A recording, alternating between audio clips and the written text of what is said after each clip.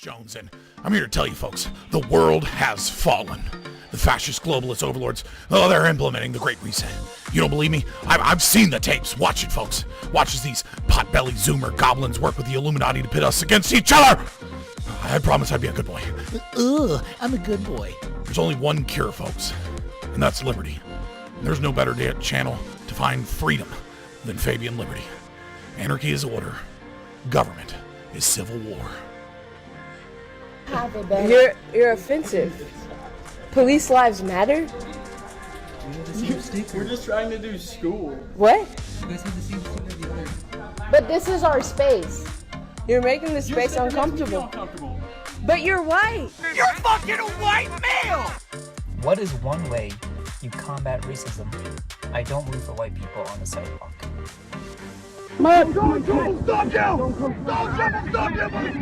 They want your wallets, they want your guns, they want the wieners off your sons. Democrats. Oh, we should film it.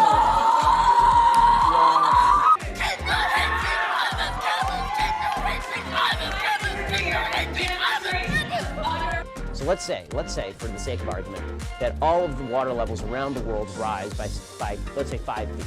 You think that people aren't going to just sell their homes and move? Just one small problem. Sell their houses to who, Ben? Fucking Aquaman!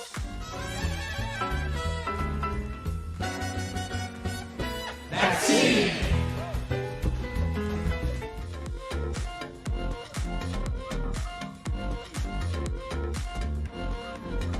Children, they're spreading COVID throughout the population at higher numbers. And people are not entitled to turn themselves into deadly biological weapons by spraying disease-laden aerosols wherever they choose, randomly killing innocent people. This is not freedom, this is homicide, and willful ignorance is no excuse. What the fuck?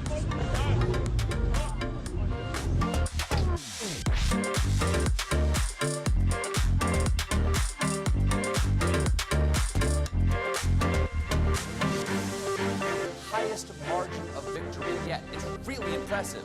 Though, I'm starting to think he might have had help from the Russians. Take my breath!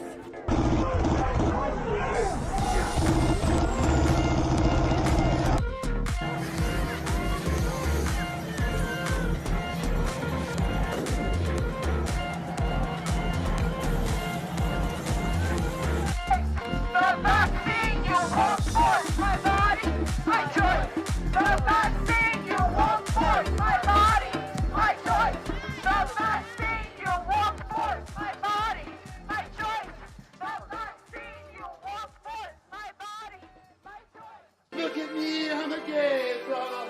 I'm so cool, I'm so neat.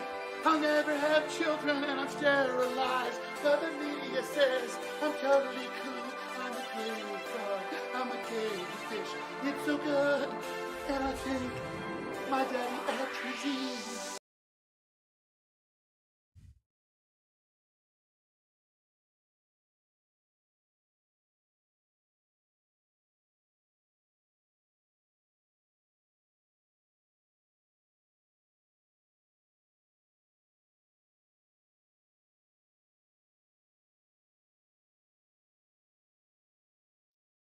Hey guys. Well, hey Joseph. Might take a little while for other people to get in here. I'm not on a streaming schedule yet coming back, so people don't actually know whether or not I'm streaming until they get the notification on Discord, which they probably won't, or get the notification on YouTube, which I guarantee you notifications are. Actually, I wonder how many notifications go out. I haven't checked in a long time. Like how many because I have like a click-through rate. I'm actually curious now how many notifications go out. Hey, what's up, Novum? I just thought about it. And I was like, man, I bet it's probably like less than 50 for a video. It's got to be less than 50 out of the 2,000 subscribers. Because like I'll get a click-through rate of like, they'll say like my click-through rate is something like 80%. But like if my click-through rate is 80% and everybody is getting a notification, then like I should have like a minimum of like 1,600 views a video. Right? So obviously, you know, with my videos getting like somewhere between, like my live streams getting like around, you know, somewhere between 500 to 1,000. And then like my regular video is only getting a couple hundred views. Obviously, most people aren't getting a notification. I'd be curious to see how many people get notification. But it also, it's like how many you have to cut on the notification bell. But even if you do that, most people don't get a notification even under those circumstances. It would be interesting. Oh my God, who is this Daniel Patrick guy that comes in here talking about some like early 2000s guy that apparently still streams and apparently he's covering me every night? What's up, Sage Outcast?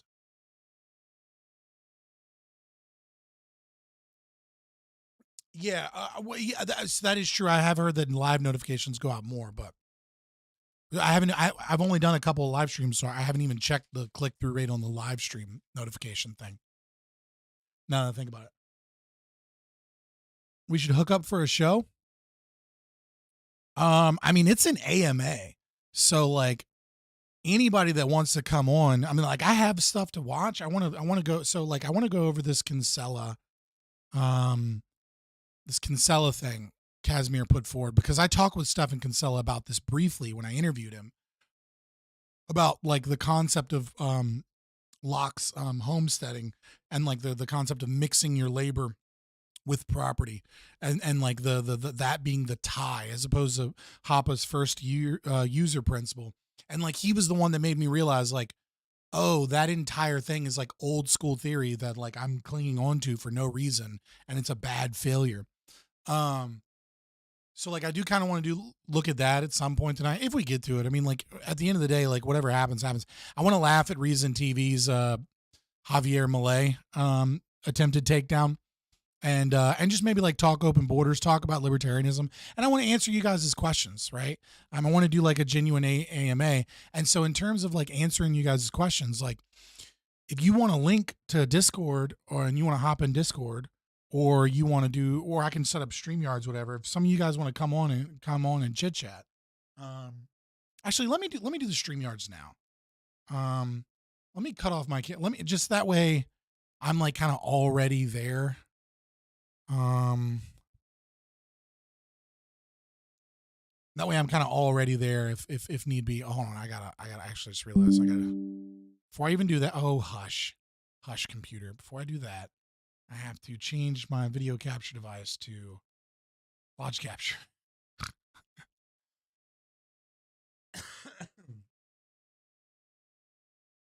I know it's janky, but you can't have like both of them use a program unless you you were the Discord guy talking about Star Wars earlier today. I believe you. I don't remember.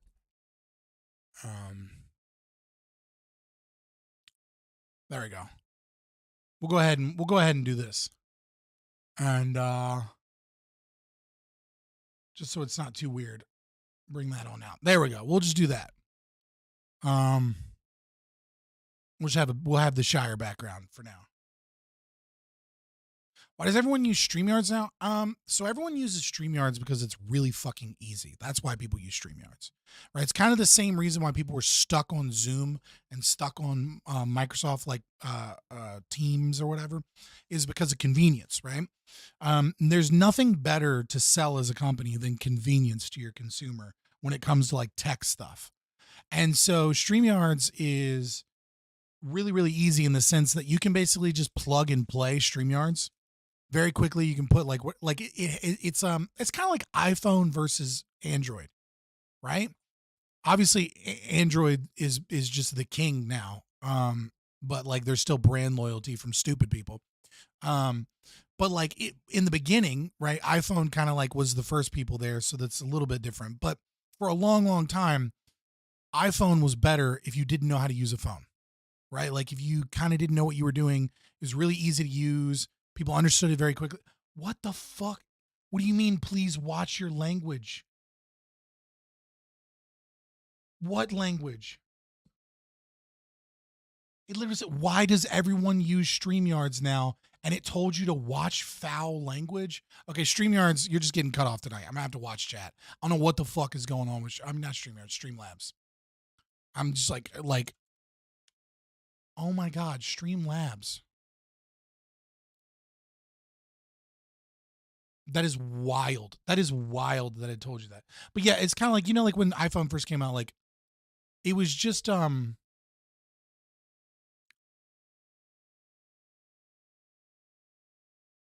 I'm logging into Streamlabs while I do this. Yes, allow, piss off. Even though I'm logged in on like the app thing, I have to log in this thing. CloudBot. Okay. Choose your level of protection off. Okay, there we go. There's no protection beyond what I put in. And if I go to the word protection, there's no default blacklist. It should just be my blacklist. Okay. Oh, you said fuck Apple? Okay, fuck is a word that's in there.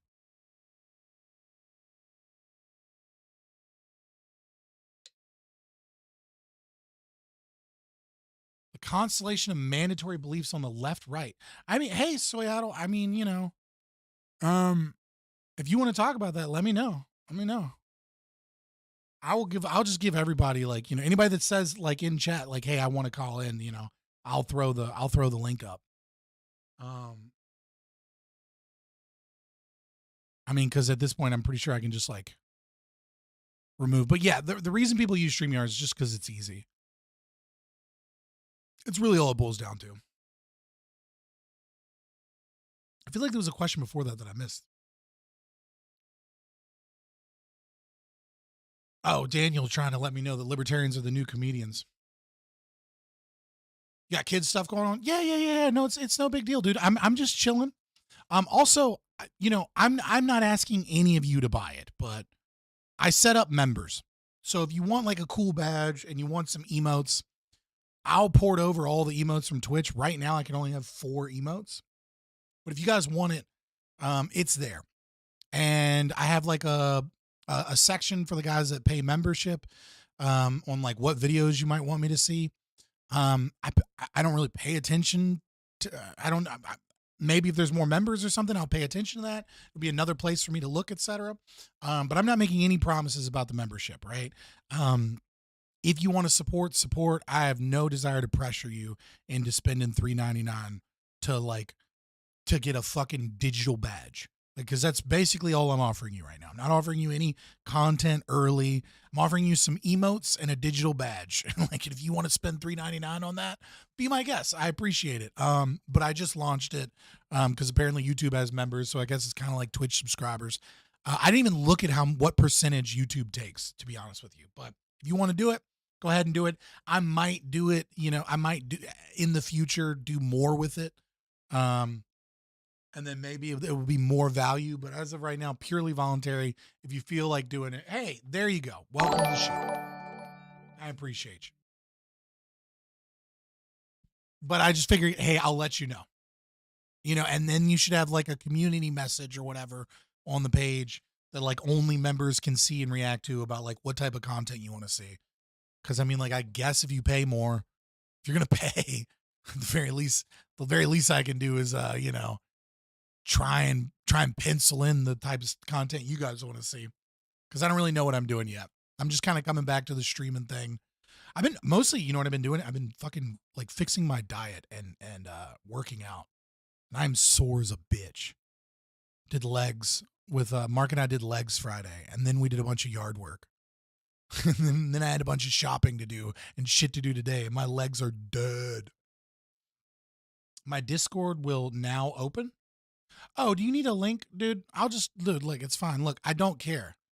Like, I'll pull you in one at a time. There you go.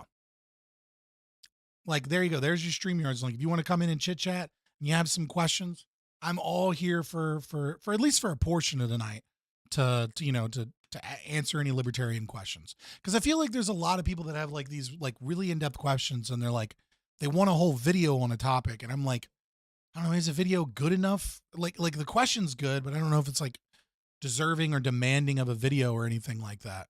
But yeah, I'll bring you up. What's up, Sage?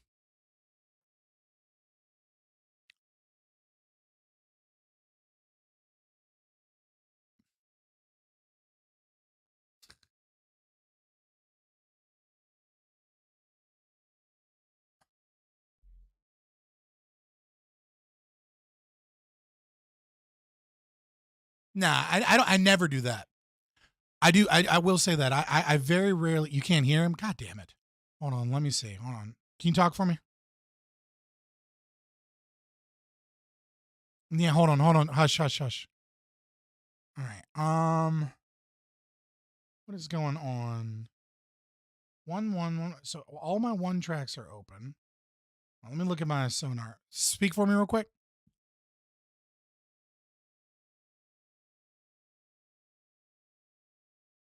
Settings.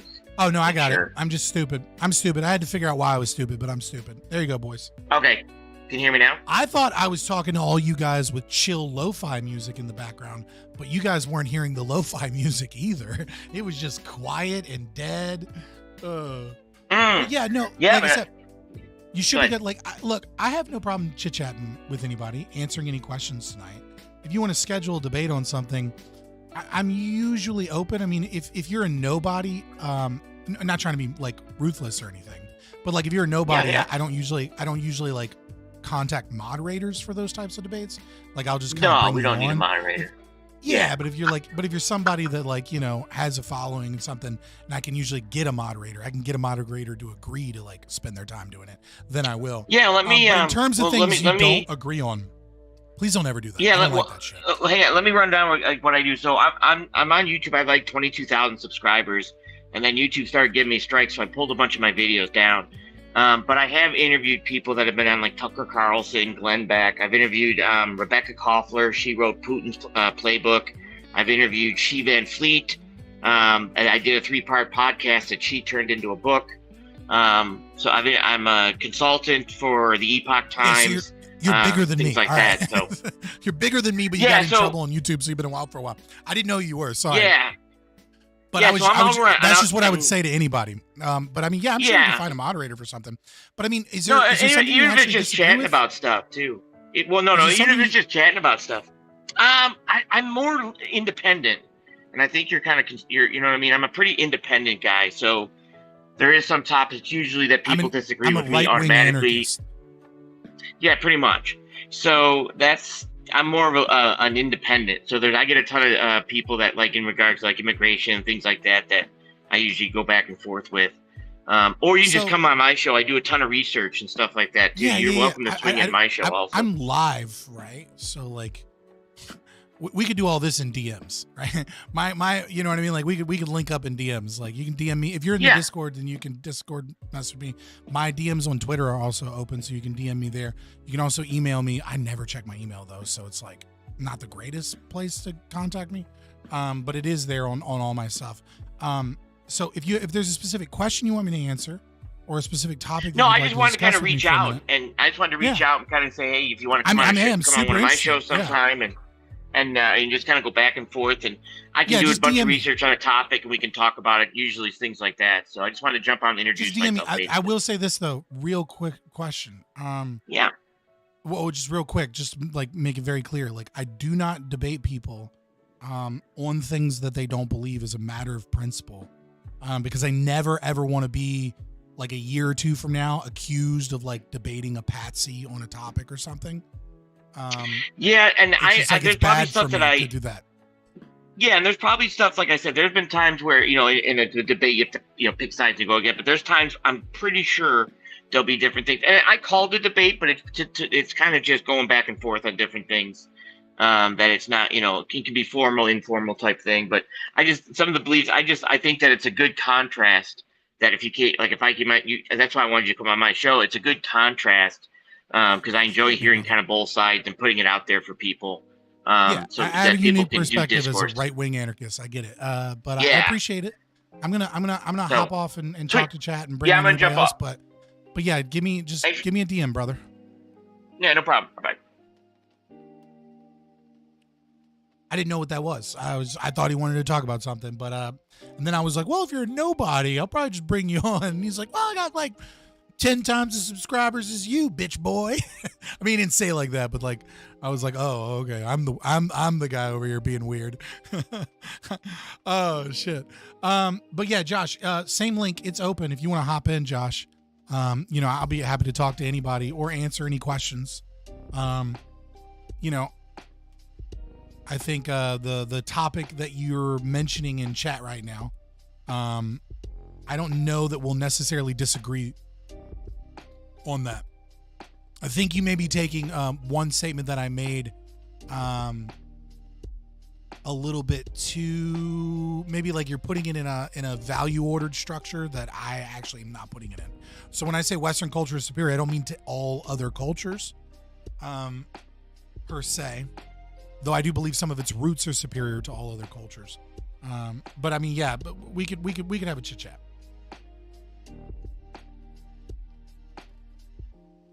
I think we all look to have for a day for where you have 22K subs. I would like 22K subs. 22K subs would be nice because then I could legitimately make like some money. Right? Like what I do now, I'm not really making any money. I was almost starting to make money when I was on Twitch. When I was like at the peak of Twitch, when we were like able to maintain, well, maybe not maintain, but like we were able to peak every stream somewhere between 50 to 80 viewers, and we were always had 30 to 40 viewers. Except for like in the very beginning of stream when it was warming up, like I was just then starting to make money, and then Twitch's censorship and the self-censorship just got so rough. Yeah, Robin, I just left. I mean, it's a long story. It wasn't like one thing. It was a bunch of things, right? Like it was a bunch of little things. Like I wasn't doing as well. I was getting a little bit burnout. I needed to prioritize my health, things in my life that I wasn't doing right. I'm eating better now. I'm starting to work out. And when I say work out, I mean like I'm going to the gym as opposed to just going for walks. So I had some health stuff I needed to take care of. I was a little bit burnt out. And then I was constantly self-censoring, and the censorship was getting scarier and scarier. And then there's also this other problem with Twitch. You know, the biggest problem with the censorship on Twitch is if I get banned. Yeah, Robin, I just started. My legs are like fucking butter right now because we just did legs Friday. But like there's this thing on Twitch where like if you get banned on Twitch, you're done. Like I can't ever be on another Twitch panel ever unless I get unbanned, and the unban requests like are immediately like a machine just automatically keeps you banned, and then like maybe a human will look into it after 1 year. And that means I can't do Prime Kais, I can't do a Wick panel, I can't do a kick or keep if anybody there is streaming to Twitch, right? Like I can't do anything. And so it was like as the rules and the things of the cage was kind of closing in, I was like, I gotta get the fuck off this platform just because I'm not gonna be able to like work in the political space at all if I'm not gonna be able to do any debates. It's gonna be horrible. So it's just like there's no reason for me, because if I'm here on YouTube, I'm not gonna get banned on Twitch. I mean I might, but in order for that to happen, I'd have to be really big. You know? And then at that point, like it's not that much of an issue. You did arm, shoulders, back Thursday, and I feel you. Yeah, I did Wednesday. We did like lats and back and shoulders. Yeah, fair enough. Remember, Destiny is banned. Yeah. I mean, I know, but Destiny's big enough to where people will risk it. Number one, they get in trouble. Also, lefties get away with a lot more on Twitch, just in general. Like lefties break the rule. Like as far as Twitch is concerned, this is like the rules as written. Conservatives are down here, right? Which is like, these are the rules as written, but like down here, if like with this being like getting punished overly harsh, right? Like this being the most harsh. So these are the rules. And then the left is right here. And then online OnlyFans prostitutes that get 13-year-old boys to sign up for their free OnlyFans subscriptions so that they can use their Twitch sub money that their mommy and daddy does to donate to them while they're live on Twitch is like up here. Like, you get away with a lot on the left. You get away with basically everything if you're a whore. And that was another thing too, is just like, I really don't like Twitch. Like, I like the chat interactive. I like the way that Twitch is like mechanically, but like what Twitch represents as a company and like their policies, it's like the worst of all of them as far as I'm concerned. Except for maybe like Instagram. What about Kick? I refuse to go to Kick because there's a couple of reasons why I don't want to go to Kick. Number one, what was that? I got the notification, but somebody must have subbed or something, or followed. Somebody subscribed on Twitch. Somebody just used their Prime on Twitch. I get paid out from Twitch, by the way, like once every 3 months now, from just like the remnants of people that are subbed on Twitch. I'm not arguing. I'm not telling you to go cancel your Twitch. But if you want to cancel your Twitch and be a YouTube member, because I just set that up, be my guest. But again, I'm not promising anything with the YouTube memberships right now, other than like if you want to pay $3.99 to get some badges and some emotes, be my guest. I appreciate that. But like my issue with Kick is this. So number one, Kick is not built from the ground up like Rumble is, right? So they're using Amazon Cloud Services. So Kick is using the same, they're using their competitor in order to stay alive. Now, Rumble Cloud has been doing a lot of work. Maybe Kick will purchase something from Rumble Cloud. Maybe Kick will be a little bit better when that occurs. But as it stands right now, when you're using your competitor services because you depend upon your competitor's services, I have some questions about that, number one. Number two, Kick moderation is really, really bad. Apparently, if you piss off people, you just kind of get permabanned. And at the same time, there's bots and all like insane amounts of bots.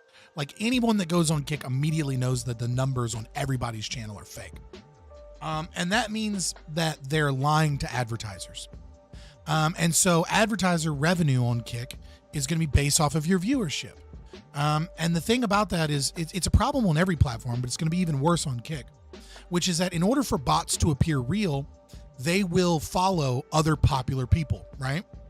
So on YouTube, for example, even if you don't bot your account, the more subscribers you get on YouTube, the higher percentage of bots will be your subscribers, and the more ad revenue you will get because of bots as opposed to people that are smaller. So there is a kind of a fraud that YouTube and all these people allow, where the smaller you are, the less money you make, and you're not actually making money proportional to viewership. You're making money proportional to viewership plus bots, which has fraud caked in. And Kick is the worst about it. And YouTube seems to be the best about it. Twitch has a serious problem. Kick has a serious problem. Twitter/X has an insane problem. And their shadow bans and algorithms are probably the worst. Like, they're more censorious than any other platform out there, but they allow a few people to say bad things about the Jews. So like all of a sudden Elon based, yay. So YouTube actually seems to be the least worst about it. YouTube is also, there's kind of like a vertical thing, which is like, if I start putting in effort towards some videos and some shorts, I'm likely to do better on all of my content because of that. Whereas if I start live streaming on Kick again, and then like doing occasional clips from Kick, I'm actually going to do worse on YouTube because people are going to see me live, and then they're going to get the notification about a debate or something, and then be like, oh, I saw that live. So then they're not going to watch it. And then YouTube is going to go, oh, you have really shitty click-through rate. People are seeing these notifications and then they're not clicking the video. Or their watch duration will be bad because they caught the first half of it live, so they'll watch the second half of it on YouTube. And so it seems like vertical kind of what is it, like vertical algorithms seems to be like the way future shit is going to go.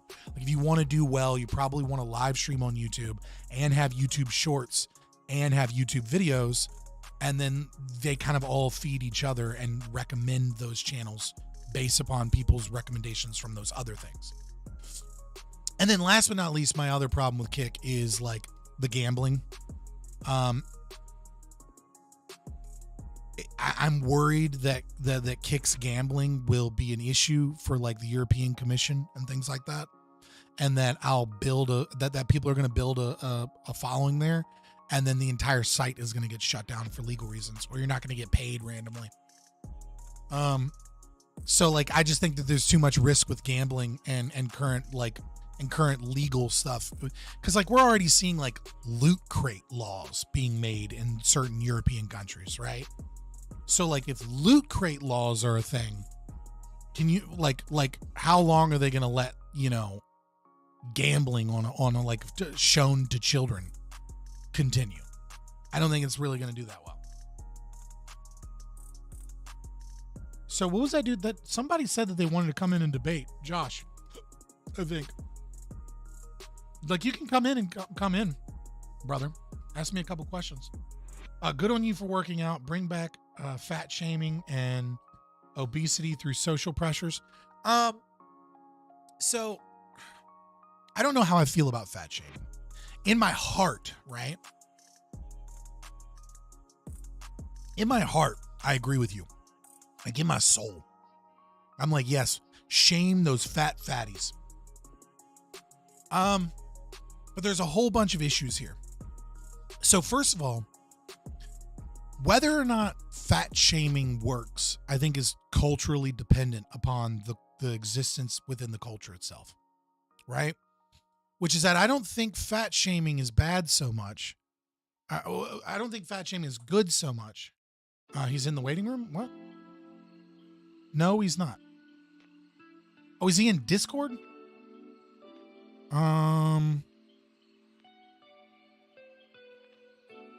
I don't know if he's in Discord, but here's the link.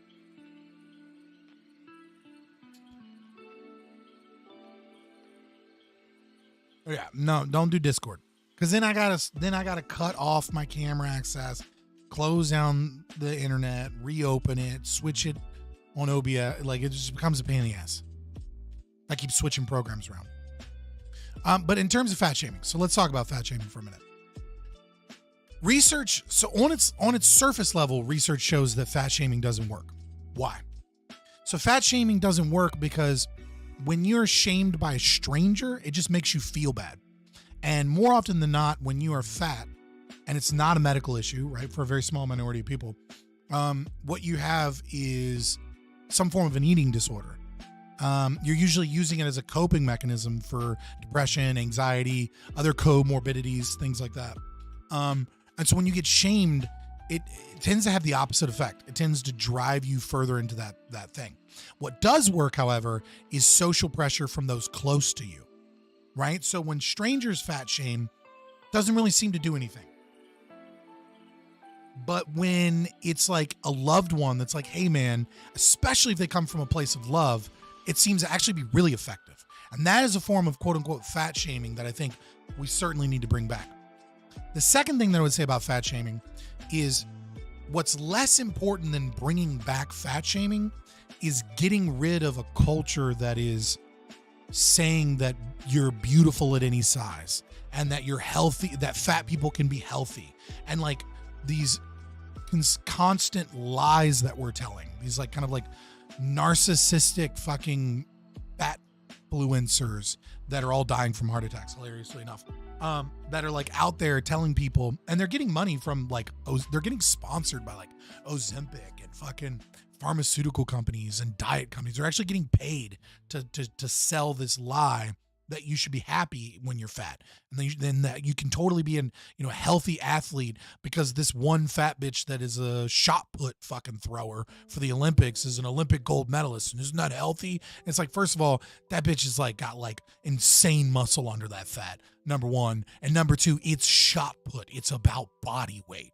It's like showing sumo wrestlers and being like, oh, aren't we healthy? Even though sumo wrestlers like fucking die of a heart attack at like 40 and 50, even though they're athletes. So yeah, I don't think that we should bring back fat shaming. I do think it's important to talk to your friends and family when people are obese about those issues. And I do think as a society, we need to stop supporting being fat as a good thing.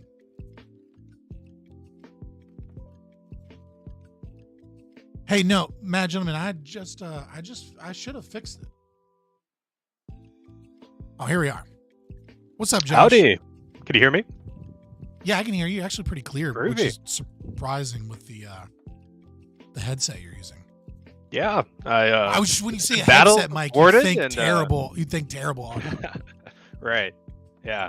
No, I need a good headset to trash talk people on online video games. You know, when someone's raiding your base in Rust, you gotta defend it. Oh my god. Oh god, not Rust. I've never played a survival. I've never been able to play a survival game with like any level of seriousness. It's always it's like always so daunting. Yeah. It's quite the experience when you know life for like 10 hours straight. Always fun. Yeah, no. Survival games are too much for me. Yeah, on when you were saying about fat shaming most recently, I think you got to do the classic ethos, logos, pathos argumentation. And if you don't know the person, I think logos, the logic, is kind of the only one you can kind of go with, in a way. I would say Jonathan Haidt's research has proven, for the most part, David Hume's assertions about the ineffectiveness of logos, unless ethos and pathos are established first, right? Which, you know, he has a theory what he calls the rider and the elephant, which is, you know, we like to think of ourselves in our brain as like a rider, when really it's an elephant, and like the elephant does kind of what you have to convince the rider in order to convince the whole brain. Long story short, if someone doesn't like you, it's basically like no amount of like research has pretty much shown that it's a very, very rare type of person that logos can have any effect on them if they dislike you or if they don't pick up your groove or they don't trust you. You know, like the autistic libertarian types. You know what I mean? Like we're the types that are like, well, I mean, he did have a logical argument. I hate the guy, but you know what I mean? Like it's a very rare person that actually works on. So I would say that logos is probably the worst thing you could attempt to do towards somebody that you don't I don't really, know. for like changing people's minds about lifestyle, we'll look at like cigarettes in like 1965. That was the only year when cigarettes was at its peak, and then it started to drop after that. And that was because there was warning saying, hey, this is going to cause lung cancer and all these other problems on every single box of cigarettes. And then after that, it decreased more and more and more. And that's because logically, people didn't want to have all these different health problems from those cigarettes. I agree with you that like Plato's tripartite for the most part holds true, right? Which is what you're describing, pathos, logos, ethos. Like, and also, I mean, his kind of conception of it wasn't just rhetoric, but also that like a society that is two ethos, two pathos, two logos crumbles. I don't necessarily agree with that per se, though I do think there might be some merit to it. But setting that portion of Plato's tripartite aside, I do agree. But I don't know that you could do a univariate analysis like that. I think that would be too simplistic to say warnings about cigarettes are what changed everything, right? I would say it's probably one of many things that changed things, right? I think regulation and laws about cigarette advertising that probably changed things. Hollywood getting together and saying that they were going to remove a lot of like smoking cigarette after sex scenes, like some of the glamour that made it cool. Those are things that are, you know, some of it's government involvement, some of it's private choices. But those are all pathos, right? I mean, that's all getting rid of the cool factor that was there. I mean, it's kind of like undoing the pathos for the pro cigarette side, but similarly, you know, kind of like a pathos thing. So yeah, I mean, I don't disagree that logos has its place for sure. I'm not trying to discount that. I'm just saying if you go up to a random fat person that you don't know, right?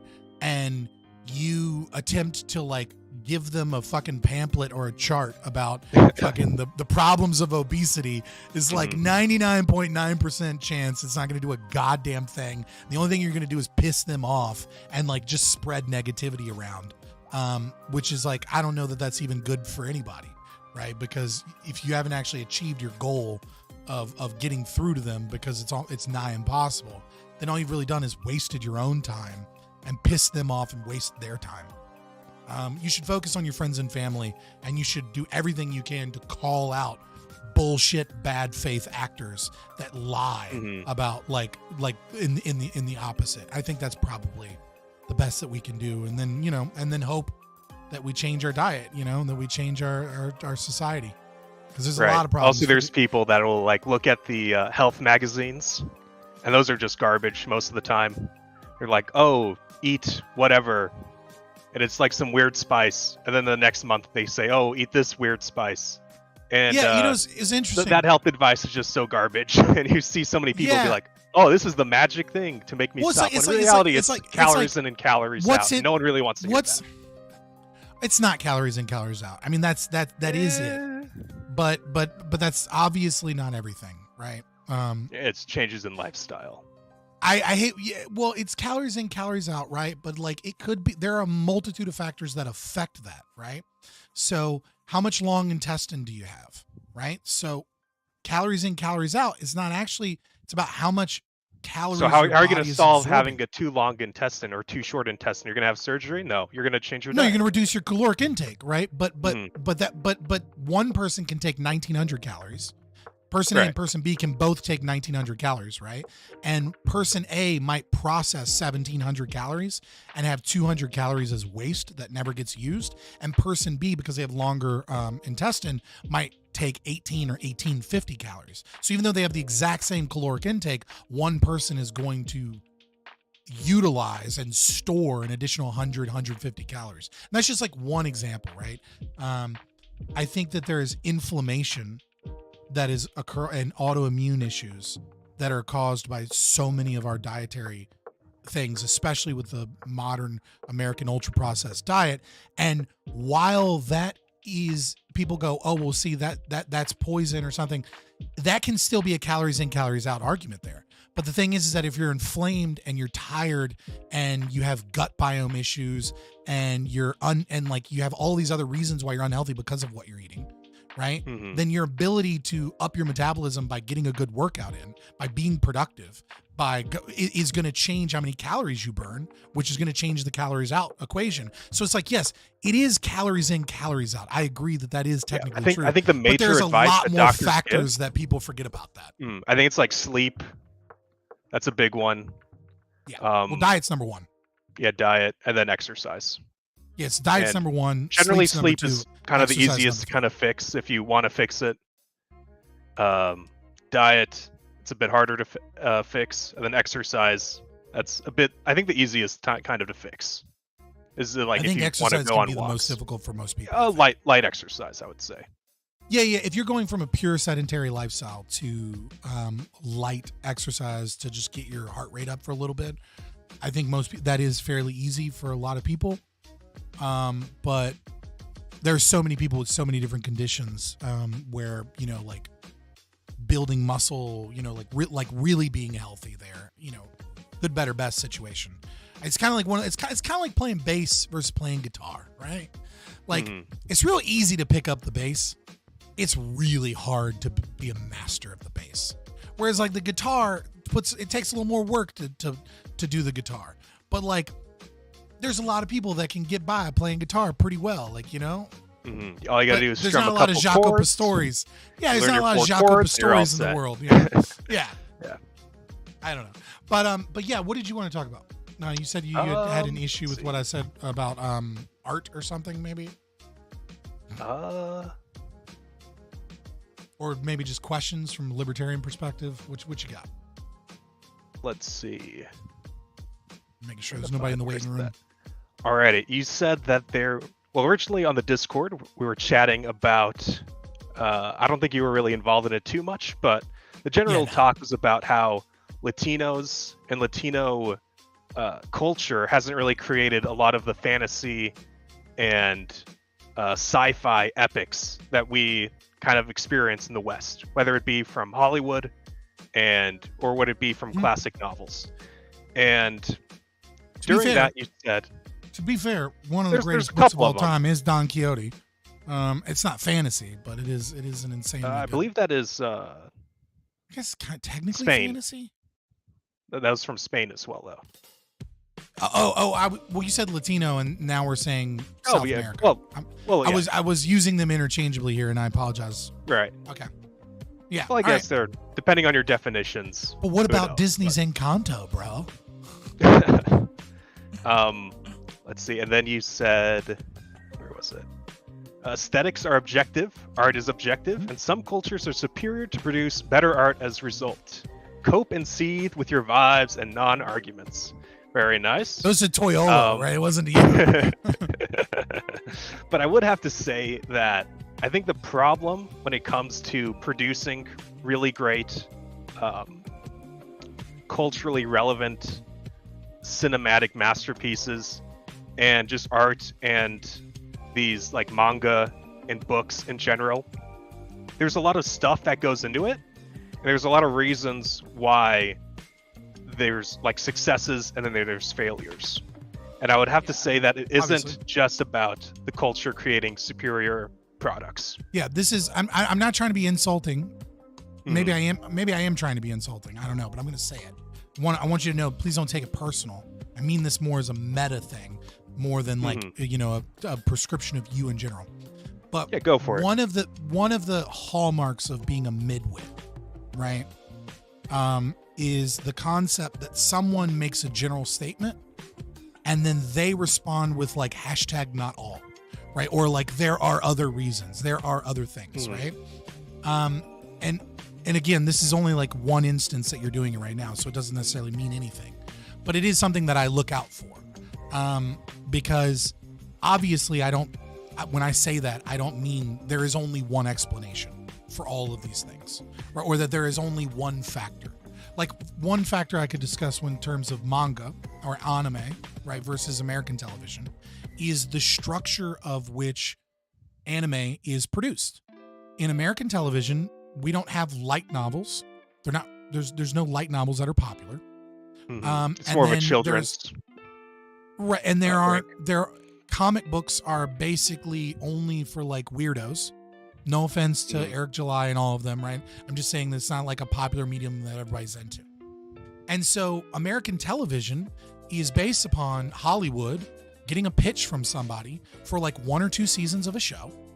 And then that show is pitched. And then if the show does really well, they add on additional people and they have a whole bunch of writers try and cram something together. And so we can see how disastrous this can be. I think probably one of the best examples is HBO's True Detective, right? Season 1 is a masterpiece, right? And like every bit of that is beautiful. It's amazing. And then season 2 is fucking trash. Well, why? Well, it's because the writer that pitched it spent like 10 years writing that script. And then they were like, dude, that was so good. Get us another one. Let's cash in on it now. Yeah. Right. And it's like, no, I wrote a narrative that has a beginning, a middle, and end, and has a whole story and is like my magnum opus. And now you want me to recreate my magnum opus in like 15% of the time. Whereas in Japan, what happens is there's a fuck ton of light novels. And the light novels that are really good will get webcomic or manga adaptations. So they'll have a new medium, which is they'll go to manga. And then, or they'll go straight to anime. Right, but more often than not, what will happen is a really good light novel goes to manga, and then once the manga does really, really well, then it will become a television show. And what you'll have is you'll have an anime, you will have a show that has 400 to 600 episodes already written, pre-planned out, and ready to go in the light novel, and like 100 or 200 episodes all planned out and ready to go and already like visualized in the manga. And so there isn't this factor where you have one really good season and then like everything else falls to shit, because it's already gone through 1, possibly 2 different mediums, and like the chaff has already been separated, right? They've already found the gold from all the shit light novels, and then they've already found it again with a show, and then they'll put a show up for like 1 core. And if it does well and people respond to it, then it will become like a 2-core or 4-core anime with like a really good studio behind it. So like, yeah, that's just one of many reasons. Then why doesn't that pipeline from great book to semi-medium popular comic book to movie or a TV show, why doesn't that happen all the time in America? The last time that kind of really happened was with The Martian. Where you have a really amazing book and then it becomes a blockbuster film, and that was like the last time that might have happened. Why doesn't Hollywood copy books anymore? Because we don't have light novels, right? I think the medium is just too different. Like turning a book into a film is one thing. Turning a light novel into a 400 episode anime, like you can kind of one-to-one the story. You have to do some changes, sure. But like, it's just like light novels are already kind of like episodic with like you have to fill up stories. 100 pages and then the next chapter, and then next book, it's another 100 pages. Right.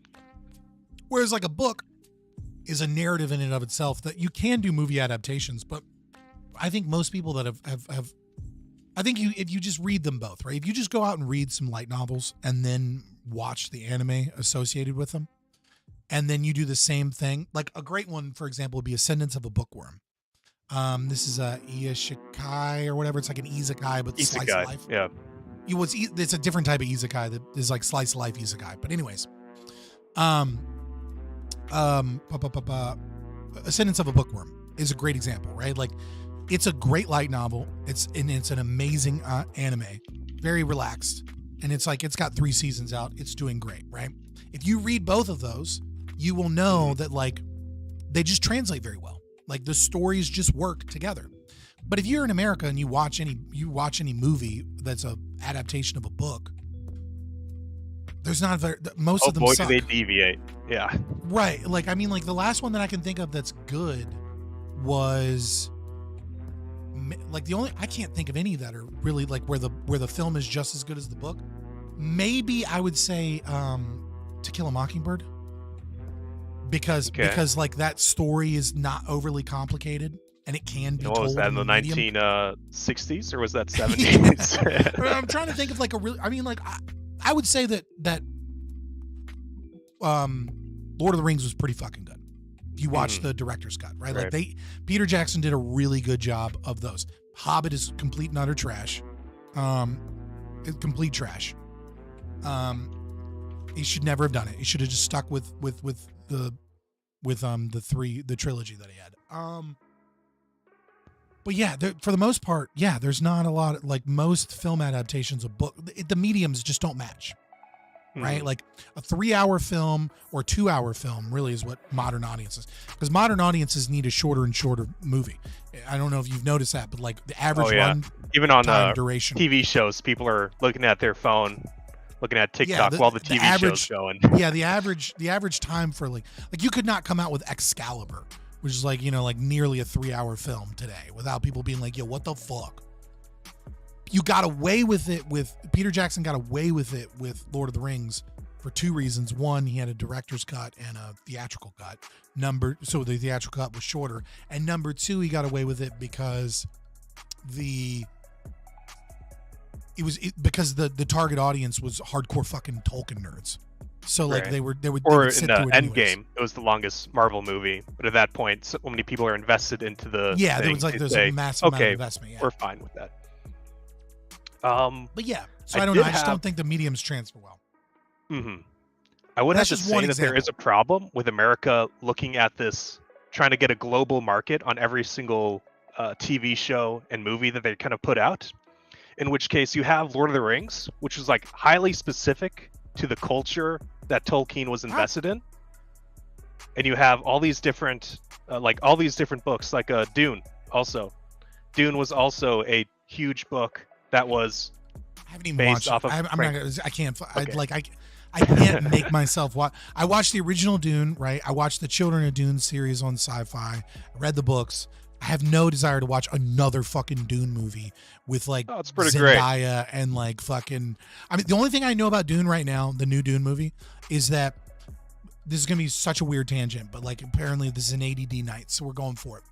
Timothée Chalamet. I see like little videos of him in interviews, and I can almost feel his pain because it's really obvious that he's smarter and more of a philosophical thinker and more of a creative type than everyone in every room that he's in. And I can see him say things and they just ignore him. And I feel his pain because they're all too stupid to get it. Like I saw some interview with Timothée Chalamet and like all of the cast of Dune, and he's like, yeah, that shot. And he was like, they're talking about like, bathing in the Baron's like bathtub, like black gooey water, and him coming out, right? And they're all talking about how gross it is and like ew and like all this stuff. And he's like, yeah, I think that was like an inspiration from like, Apocalypse Now scene, and and like and rising, the evil character rising from the depth, like you could see the whole thought process that he was having, and it's like why that existed and like the artistic choice there and everything. And then they all just kind of ignored that he said that to be like, oh, fat people in the black nasty goo. And it's like every time I see it, I'm like this poor fucker. Well, black is I bad, can tell, and that's why the bad person was there. It's like okay. Yeah, But, you can just tell that like they did not know what was going on. I'm like this poor fucking guy. So what I was saying was that like you have these very specific cultural works, and then they're not being, but because Bring of you in just a minute, Soyaddle. okay, so you have these very specific cultural works. Like even look at Godzilla of the very like 50s and the 1960s. You have this very, I don't know, it's very specific to what Japan was going through. And now these modern Godzilla movies are kind of just, hey, let's cash in on a global audience. And it's the exact same thing with a lot of sci-fi nowadays, is that instead of focusing on a specific culture or a specific movement, it's Western civilization is dying. Yeah. I think we the further we stray from Enlightenment values, and the more we, I would say like I see a sickness within our culture. Do we have a revitalization potentially headed in the future? Maybe, you know what I mean? One can only know whether or not this is like, a permanent fixture that just keeps getting worse until the spiral and the eventual collapse, or if there's, some new great awakening in our culture or something, some new movement, some new thing that occurs with AI or something. Like there's so many potential hazards and potential successes in our future that I don't know about, but I do agree that Western culture and our art, because of it, our philosophy, everything stems from philosophy as far as I'm concerned.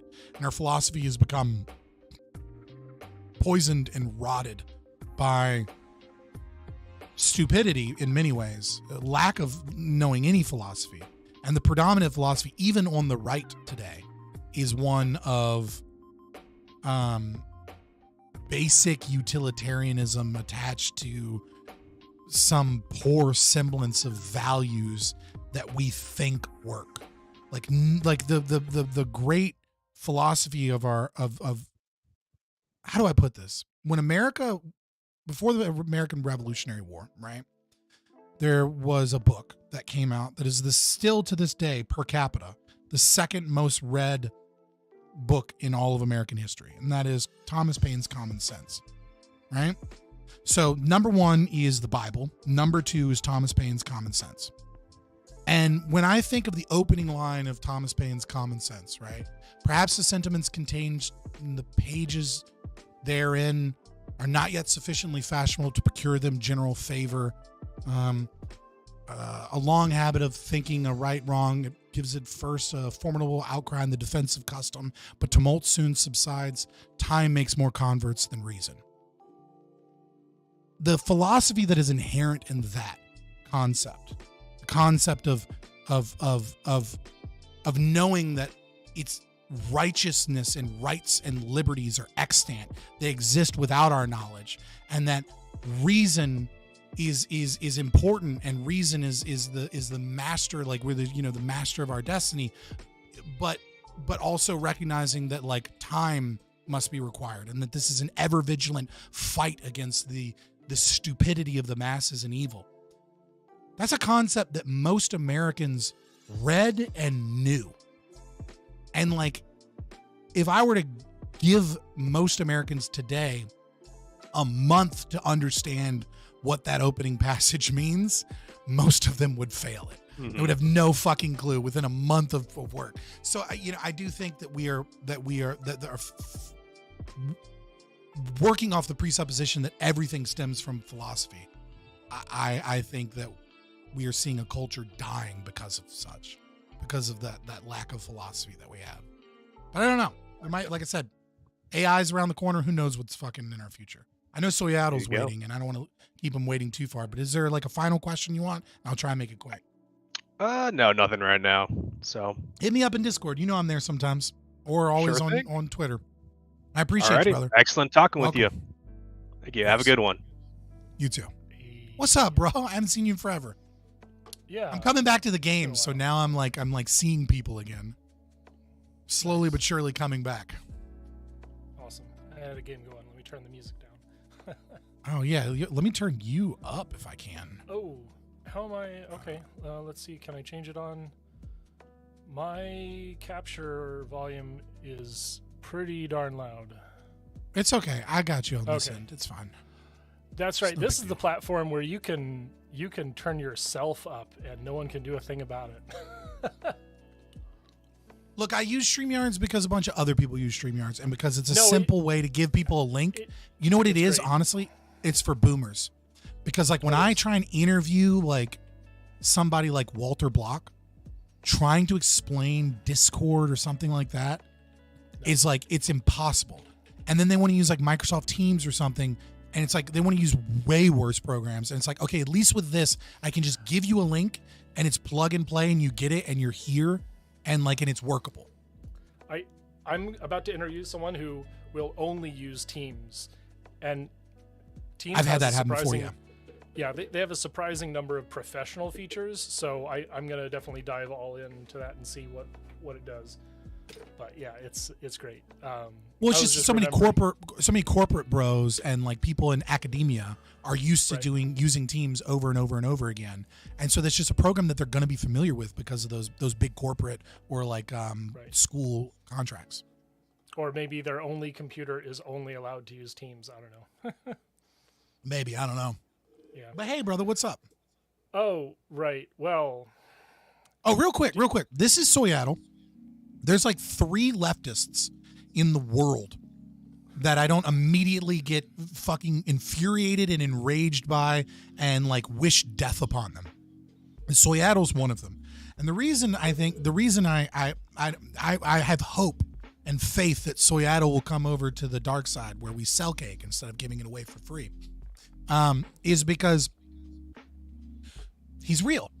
He goes out, he puts his money where his fucking mouth is. He does everything he can for environmentalism, and he doesn't do it with this bullshit notion of like what the corporations want, right? Because what the corporations want is solar and wind, and big subsidies for solar and wind so that the oil and gas and coal companies can keep using those things and only those things. And if they don't fucking work, they don't work. He's like, no, let's fucking get geothermal. Let's get hydroelectric. Let's get nuclear. Yes, solar and wind should be a part of our renewable resources.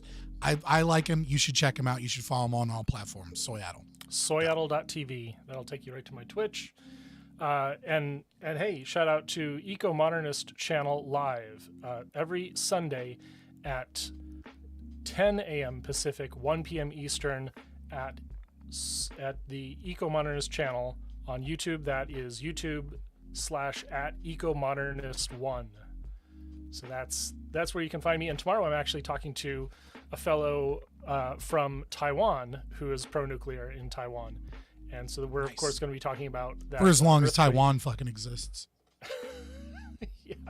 Hey, there's a lot to do with nuclear in Taiwan because of, the vestiges of that old Chinese, the Chinese state before the Great Revolution. The Great Revolution, yeah. Yeah, what are the cultural, what do you call it? The Maoism?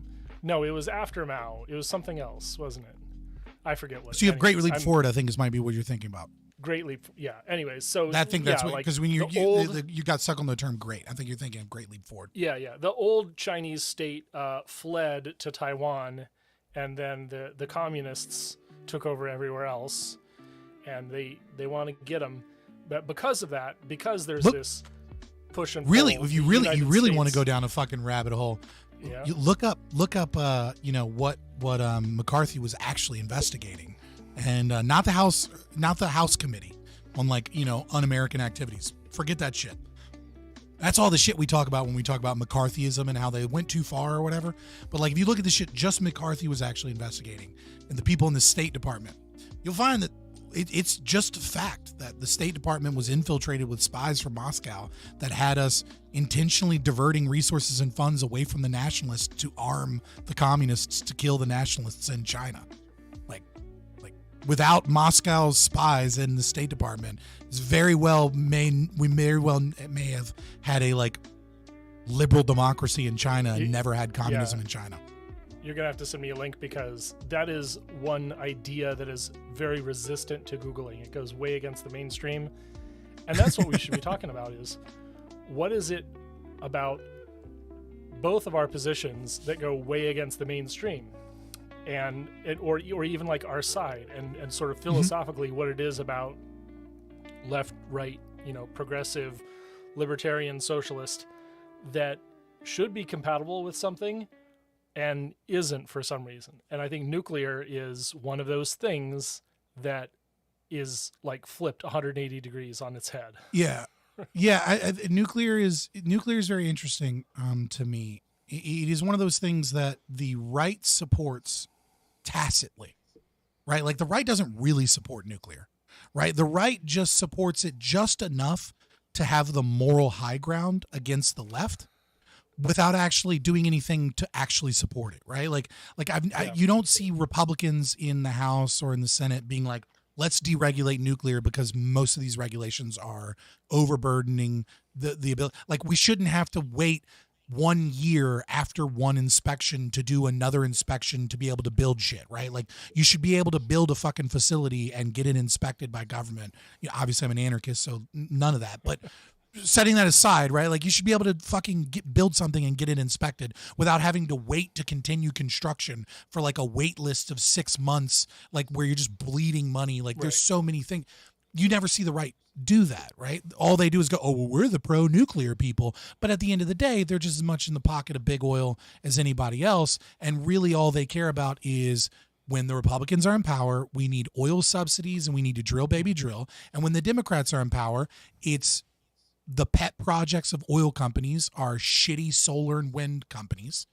And what we're going to do is we're going to subsidize those things. And then it's just whoever's in power just chooses what type of business the oil and gas companies get subsidized and get our tax money from, whilst we get nothing for it.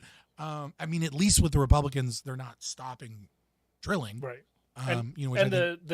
It's sort of like the historical accident why the Republican Party is pro-nuclear. It's because all of these giant coal corporations invested in nuclear early. And so they had this overlap in their vested interests between nuclear and coal. And so the Republicans, of course, are going to support those big industrial, forces of capital.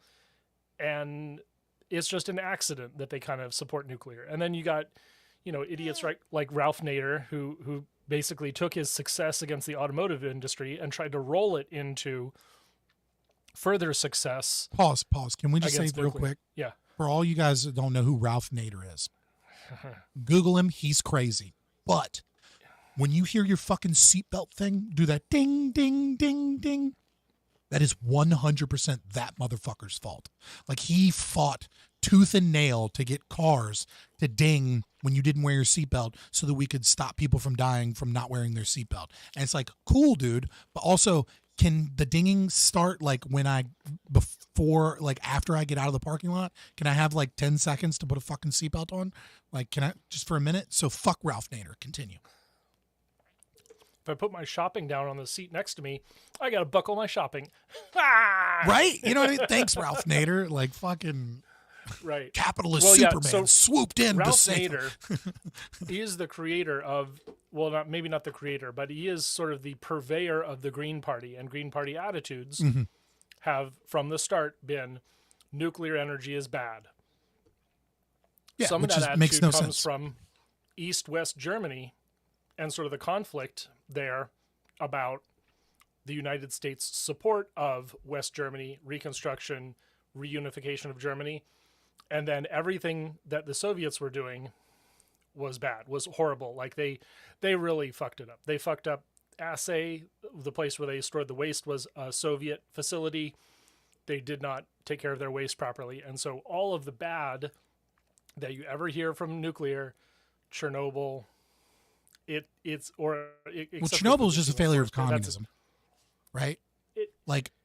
Chernobyl is a failure of communism, and Fukushima is a failure of Japanese ego.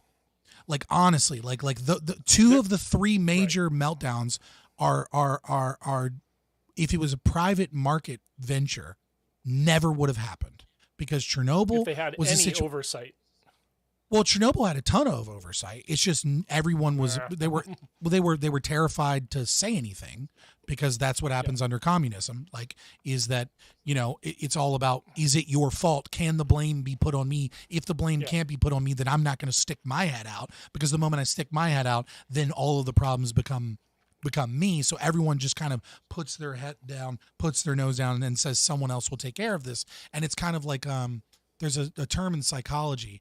I can't remember the exact name of it right now. It's like mob something, where if let's say you're getting raped as a female, right, and in an alley, you're actually more likely to get help if there's only one or two people there than if there's like 100 people there. Because what ends up happening when there's a crowd of people is everyone assumes someone else will help. And Bystander then there's like effect, this bystander effect. Thank you. That's what I was looking for, the bystander effect. Yeah. Communism kind of has this built-in bystander effect where no one wants to be the one that sticks their head out. And then with Fukushima, it literally never should have been built. The concept that you are going to build a fucking nuclear facility on an island that is on a fault line that has tsunamis like every 10 years is fucking retarded. It's just fucking retarded. Right, so the only true reactor meltdown. They instead took the grade down to basically sea level, and they're like, oh yeah, the spec from the Americans says that we have to put the backup generators in the basement. Oh, that's below grade. What is that? Why? Oh yeah, the spec says do it. Boss said put it below grade. We're gonna put it below grade. 3 Mile Island is literally the only nuclear disaster to occur in world history that really is just like shit happens, right? Like Chernobyl and Fukushima were completely avoidable with just basic oversight and basic we shouldn't do this. And 3 Mile Island was the real shit that happened was the government acting totally independently of the operator. And so the government was receiving this information from the operator, and they acted without sort of consulting with the NRC. They acted without consulting with actual experts who are informed about the risk, and they panicked people. So again, private market would have solved all of these fucking things. As a result, on the left, because of Ralph Nader, because of what's her name in the China Syndrome, the actress. I forget it. It's escaping me now. I don't know. You know more about nuclear than I do, especially the history. Famous actress. It was Jane Fonda, leftist activist actress. Yeah. Yes. Yeah. So Jane Fonda, Ralph Nader, known for her all of that. For her wonderful coverage of Vietnam. Yeah. This is the solidification of the position of being anti-nuclear as part of that constellation. And so it's like this is that constellation of beliefs. If you watch the Destiny versus Jordan Peterson debate, Destiny referred to, it's like Jordan was like, hey, what's the reason that leftists all hate nuclear? It's so good for the environment. And he's like, it's part of the package, and you buy into this package of philosophy, this constellation of philosophy. And if you go against, you're not really buying into a philosophy, right? You're buying into a camp. A camp. Well, yes, it is.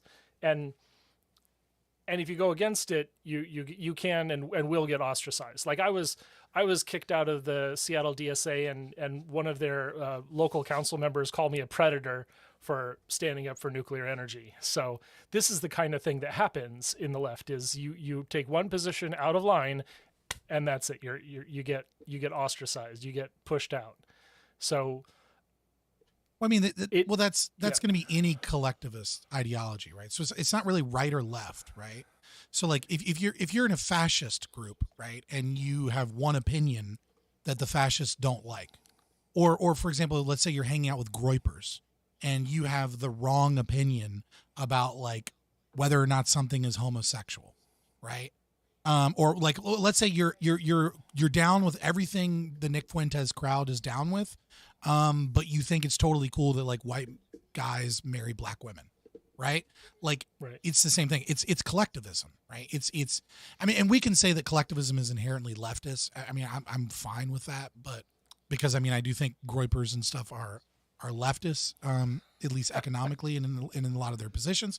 But I think it's more accurate to just throw left wing and right wing, because these are terms that kind of have lost a lot of meaning, and say collectivism versus individualism.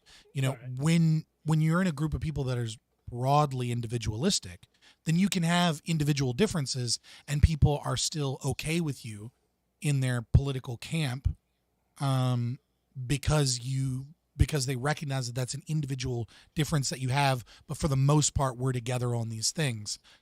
Whereas if you're in a collectivist group, you must conform to the collective opinion. Right. So here's what I want to challenge you: is that really well accepted in the American libertarian right, that you are, you know, there's some libertarians who are open borders?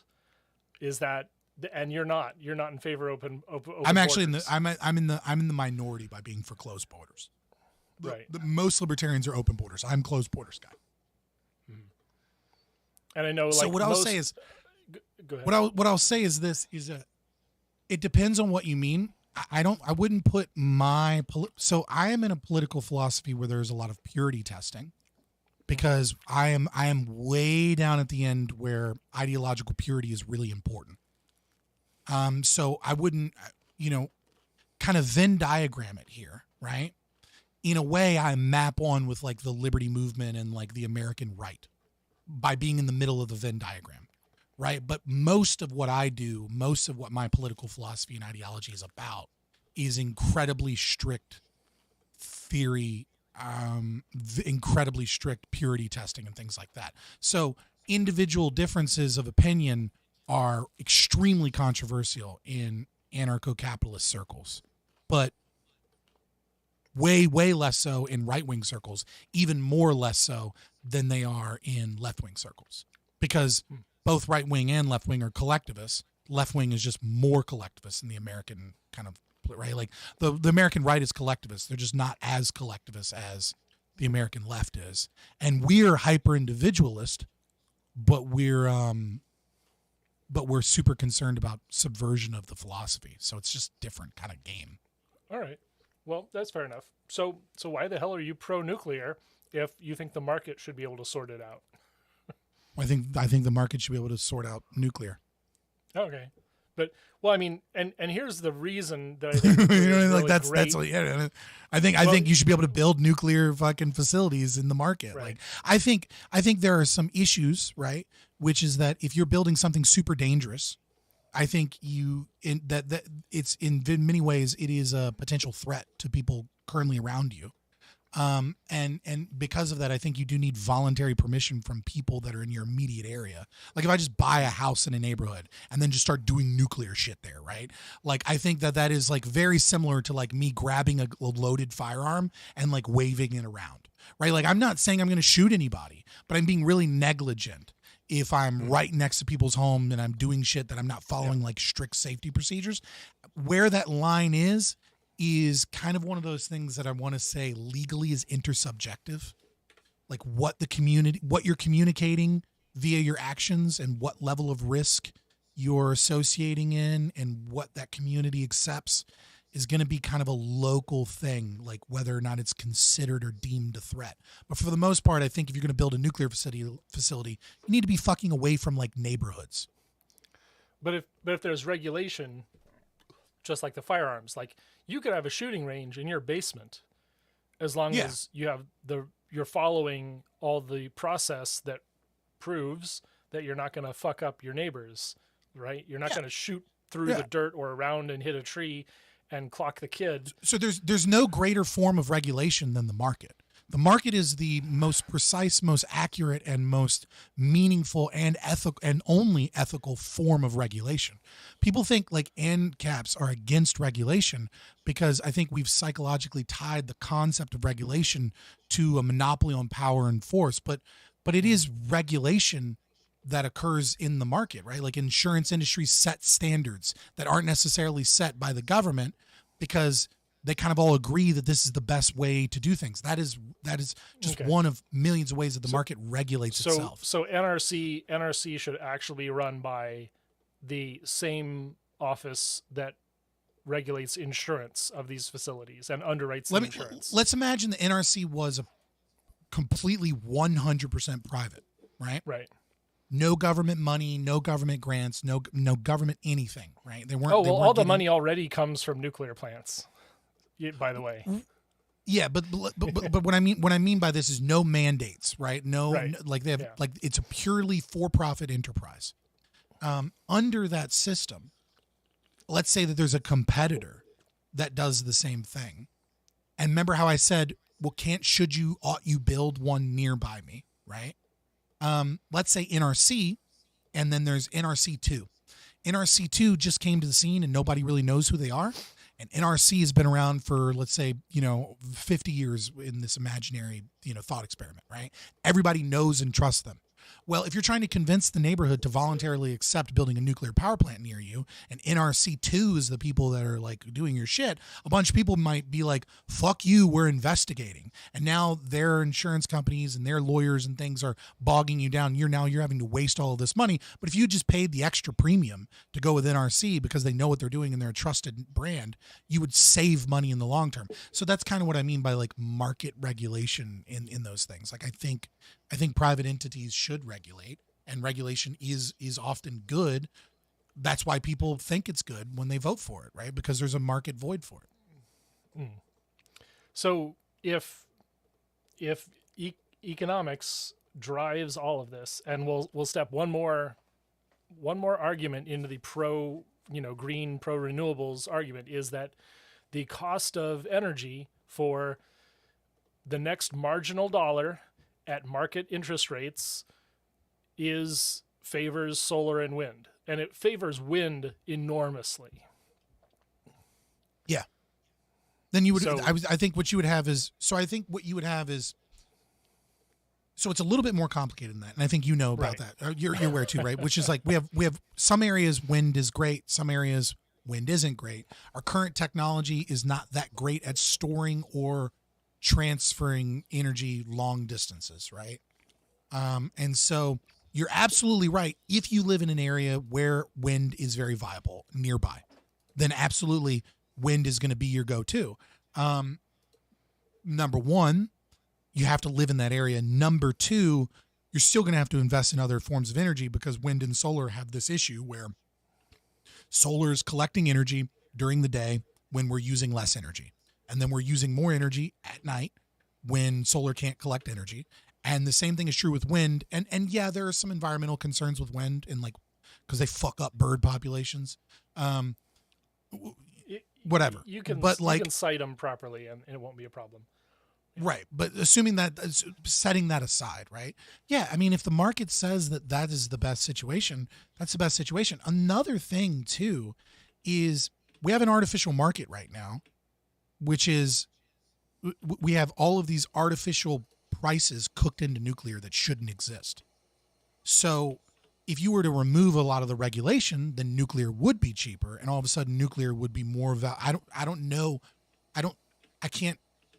can't know what that actually would be in the market, right? Because some of those regulations, it's hard to calculate the cost of them. And then also research being stunted by regulation is probably, I would say, the reason that we haven't already figured out, I don't want to say cold fission, but at the very least, thorium, right? Like if we had way less regulations and a culture of research for the last 50 years, probably would have figured out thorium by now.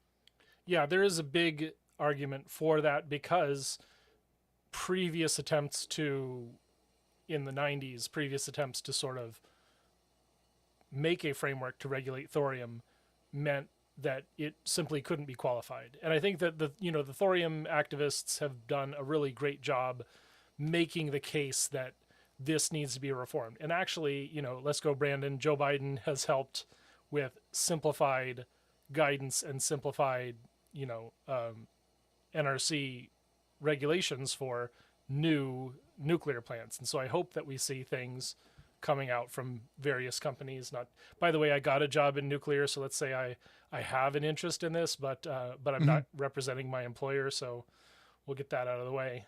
But yeah, basically there's a number of different companies that are doing liquid fuel reactors someday. And I hope that it really takes off.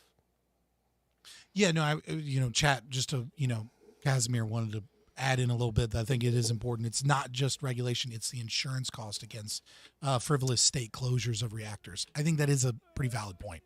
And that's more of a choice. Like when Indian Point closed down from this corrupt agreement between Riverkeeper and Andrew Cuomo, they promised that there would be transmission infrastructure to replace that energy. And Riverkeeper has reneged on that agreement. Unfortunately, because the state intervened, they sabotaged the shutdown, essentially accelerating it instead of going into safe store, which is one of the more affordable ways of taking a facility like this and slowly shutting it down.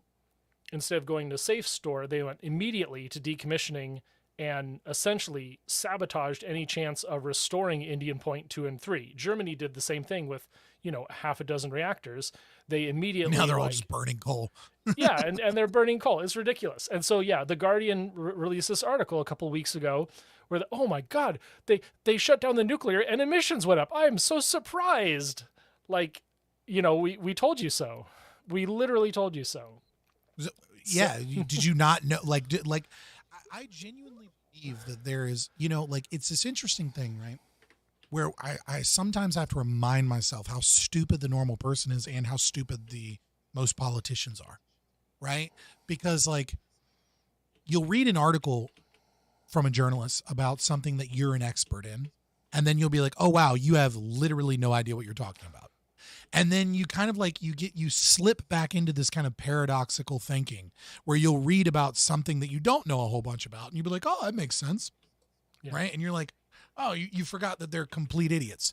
And it's like, sometimes I have to remind myself that those Facebook and internet hearings that you see politicians go through, and it's and they're like, so the internet's a series of tubes, and you're like, fucking what, dude? And then you're like, oh, you guys are in charge of regulating these things, and you have no fucking clue how even at the most basic level how any of this shit works.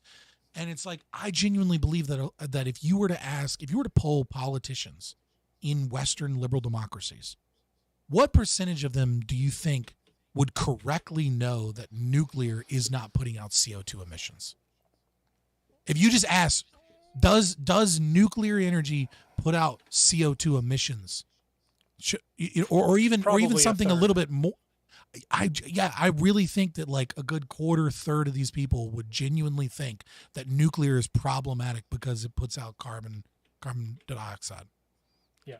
And the studies behind that, the fraudulent studies behind that, by the way, will say it does this over its life cycle because every 30 years we have a meltdown and we risk another world war where nuclear weapons are used. And the burning cities are releasing is a ridiculous, discredited study, but it gets so many citations. It is not the IPCC that people recognize as the authority for this information.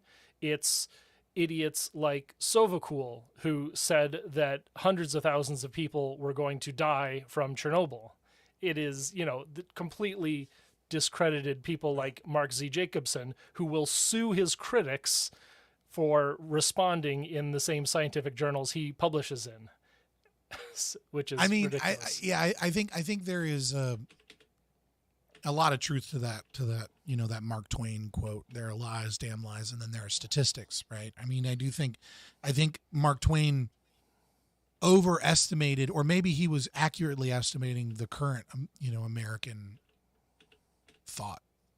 But in today's world, there are lies, damn lies, and then there are statistics. And then there's but it's worse now because it's not even statistics that people are inaccurately quoting because the statistics tell a certain narrative. Now it is, well, I just have my own science. It doesn't matter what debate, what conversation you're in. There is this false equivalency and these like complete, like I have seen so many people that quote studies that they have no idea what they mean, science that they have no idea what, like in almost every aspect of everything.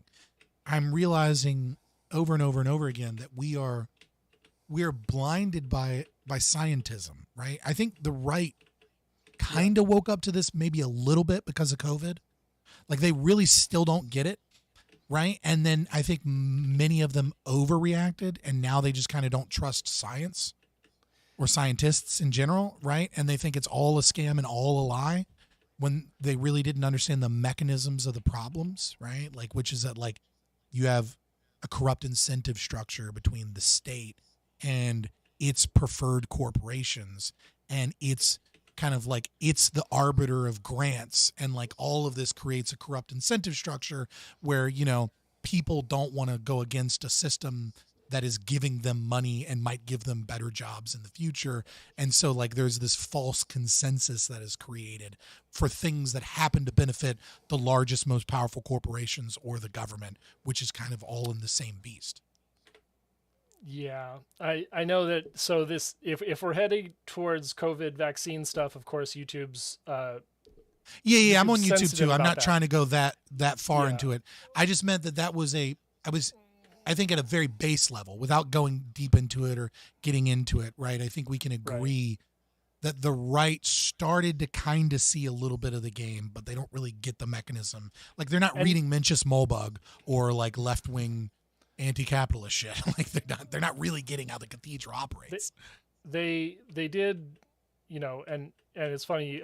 Someone else told me to read Moldbug, and I immediately picked up that it was essentially making the same anti-communist argument that I'm very familiar with. So it's hard to digest seeing that between the lines when it feels like I know what's coming. But I'll keep working through it. But it's just like it. Well, no, I mean, he was the one that coined the term the cathedral, right? He invented the term the cathedral that is used by a lot of libertarians and right wingers, which is the concept of like media, like CNN, large corporations, large Eric S. government. Raymond came up. Like Eric S. Raymond published The Cathedral and the Bazaar in 1999, and that is about, you know, the diversity of thought in the software industry. So it's probably similar. I'll keep going. Yeah, but yeah. Whether that's Mollbug. I mean, he might not have been the inventor of it. Maybe I'm incorrect there, but he certainly was the one that popularized it if he wasn't the inventor of it. Yeah, that's definitely possible. The whole the whole. I have a lot of problems with Curtis Yarvin. I don't fucking like him. I think I've you know, but I can't deny that he is a modern right wing thinker. Yeah, and I that do there like aren't many to, of those. I do like to interrogate these ideas because it makes my tool set better. When it comes to making your tool set better, I'm here testing these Green Party anti-nuclear talking points, and so you don't so you see like the system of using only a bid on the next marginal kilowatt hour. Is that the whole bid, or should we have like some capacity bids? Should we have like backups? Should we like have some guarantee that the power is going to be on when you flick the lights, or is that just up to each individual home that lets that happen? I mean, I'm an ANCAP, right? So my answer is that the great industrialists of industry, right, will create solutions that I cannot currently imagine, and that in a marketplace of competition with energy, you will have winners and you will have losers, and over time the winners will win, and those will be the ones that provide the most efficient energy. So I mean, like, in terms of like, ought we have backups? It seems fairly common sense to me that we should have backup sources of energy, right? Now, you know what I mean? But I wouldn't attach like a moral claim like we should do this, right? What we should do is let the market decide that. And what I think the market would do, given being untrammeled, is that it would provide the best, cheapest energy available. And so that's going to be different things for different regions, right? If a region can run on geothermal, there's no reason for that region to build a nuclear power facility because geothermal is cheaper, safer, and easier. But it's only cheaper, safer, and easier for that region that has a really good, reliable resource of geothermal. Well, it might be cheaper, but it won't necessarily be the best for the climate. So let's move to that final little next thing. Okay. Where do you stand on like a carbon price or the externality of carbon dioxide? Is that something that the market will ever be able to naturally express, or is it Yeah, I do something think that this is, I genuinely think this is the hardest question an ANCAP can ever attempt to struggle with. Well, maybe not the hardest. Obviously, there are harder theory-based questions, but like of realistic questions that people ask us, right? There is this concept of externalities. I don't necessarily believe in externalities as an economic thing. I don't, because with externalities is an assumption baked into externalities is that there is a market failure that the market is unable to respond to that government must step into.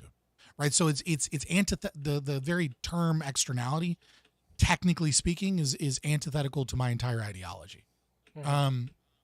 That being said, I understand what you mean, right? Which is like CO2 poisons the atmosphere, poisons the air that we breathe, etc. How do we deal with that?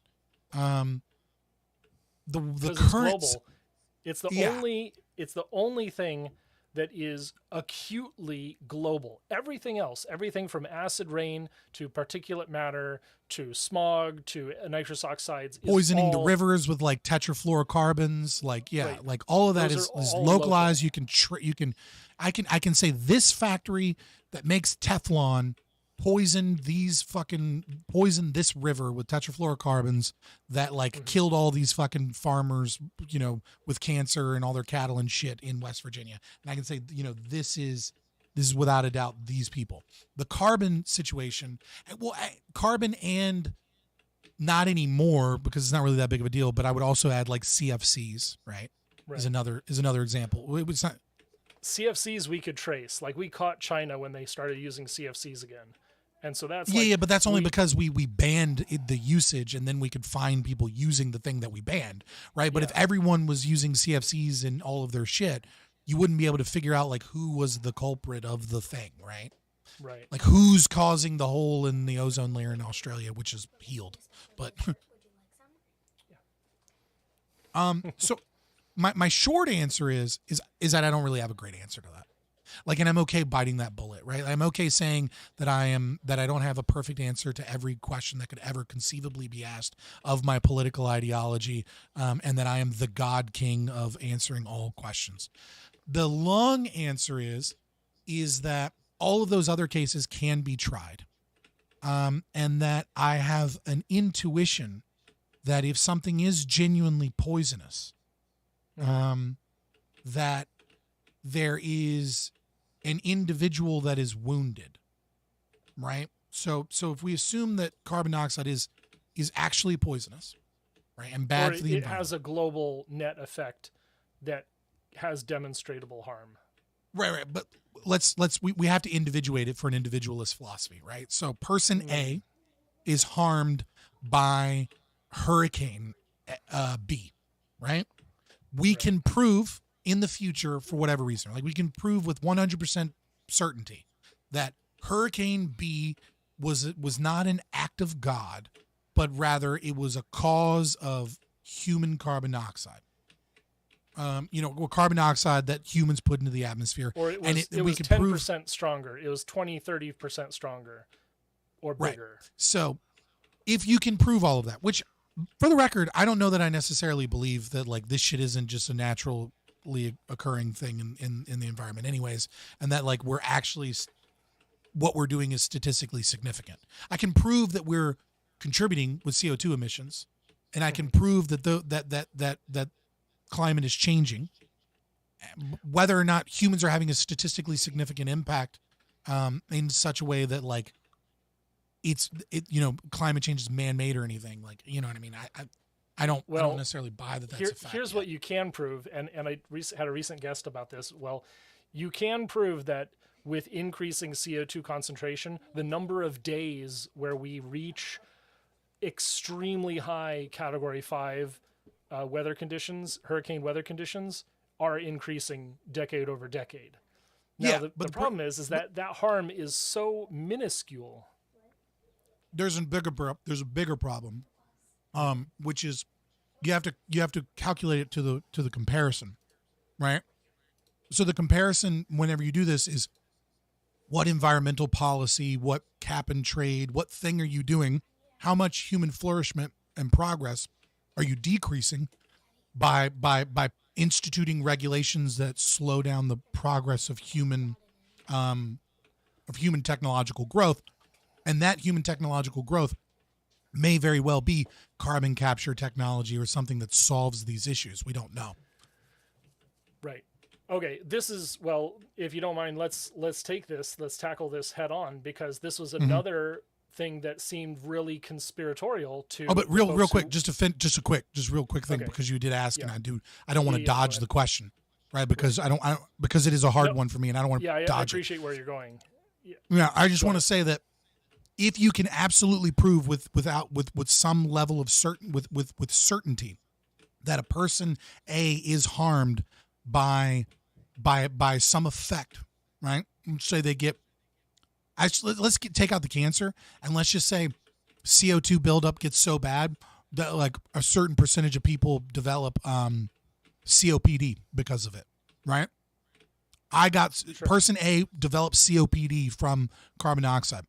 The question then becomes who needs to pay restitution, because everybody owes restitution, right? And so what I would say is that when you have large entities of restitution, what you must do is you must individuate the lawsuits, because it should be a lawsuit, right? And like if it truly is that harmful, right? So if I'm a big factory, I can say, look, factory produces massive amounts of carbon dioxide. I'm suing factory, right?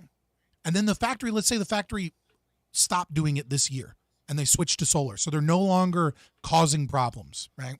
Or to the best of their ability, they're no longer causing problems. Maybe they're sourcing products, but that's somebody else's issue, right? So factory, what you would do is you would sue factory A. You say, I have COPD, was caused by CO2. And then you'd win that lawsuit. And then eventually, if you attempted to sue factory A again, there's kind of like a double jeopardy mechanism. It's like, hey, dude, I've already paid out $10 million. Go talk to another fucking factory. I've paid my restitution to the victims, and I'm no longer perpetrating this act because I'm on wind and solar. What we have now is we have a legal system that actually protects factories. We have a gutless, toothless EPA that conservatives love to take even more teeth out of because they don't like, big government systems. But what it is, it's not just that the EPA is cumbersome and ineffective, but the EPA is also a protective factor for these corporations, because it says, oh, you want to sue these people? You got to go through us. And somehow magically, when we sue people for poisoning people, we gave them 100 years to pay them off. And, oh, you created Cancer Alley? Oh, and you made $50 billion in profit? I guess we'll just sue you for $5 million. And then, Lawrence fucking Craig, whose home is destroyed because he can't live in, Cancer Alley anymore and lost his kid and his mom, gets a fucking measly $120,000 payout. And then it's like, oh, we're all good. No crime, no foul. They paid, right? So I would say that the government actually does the opposite of what they ought to be doing, and that they actually protect these people. And that if you can genuinely prove harm, like up to the point of like a balance of probabilities in a court of law, right? Then you ought to be able to sue polluters. And then once polluters stop polluting and they pay some level of dues, they kind of pay their fair share for the crimes that they committed. It doesn't matter that like the CO2 is kind of spread out amongst the whole globe. They paid for their crimes and they paid people, and it's no longer their responsibility to pay more people. So they paid restitution. If these lawsuits, go and the people who were harmed get their restitution, and then they basically own some share in the restitution payment, and if someone else wants a bite of that apple, they have to go to the person who collected. Is that how this works? I'm comparing it to, like, let's say you set up a trust towards the government, and all of us taxpayers are victims of government theft from taxation. Well, let's say I want to privatize this bridge and get it, but that's a public bridge, right? What I would do is I would have a bid for the bridge, and we would, I'd buy the bridge for $2 billion or whatever, $2 million, right? Or I'd buy the bridge for $2 million. That $2 million would then go towards whatever trust it was set up for, to the victims of taxation, right? Because they are victims of that public property. But now that property is privatized. So I can't go after the bridge owner and be like, fuck you, you need to pay me. It's like, dude, I bought the bridge and you use that money for restitution. Like, the bridge is now privatized. I kind of look at it the same way. At the same time, I want to be very careful that what I'm saying here is like theory crafting and spitballing. And like, please don't use this model against me to be like, this proves I'm not an ANCAP or something. This is like a potential solution that I see that I think, and it's my best effort. Yeah. Yeah. No, I get it. Okay. So now we've unwound that. The next crazy, that people really went hog wild on is the idea that reduced economic output is killing poor people. And yes, I think that's just factually true, right?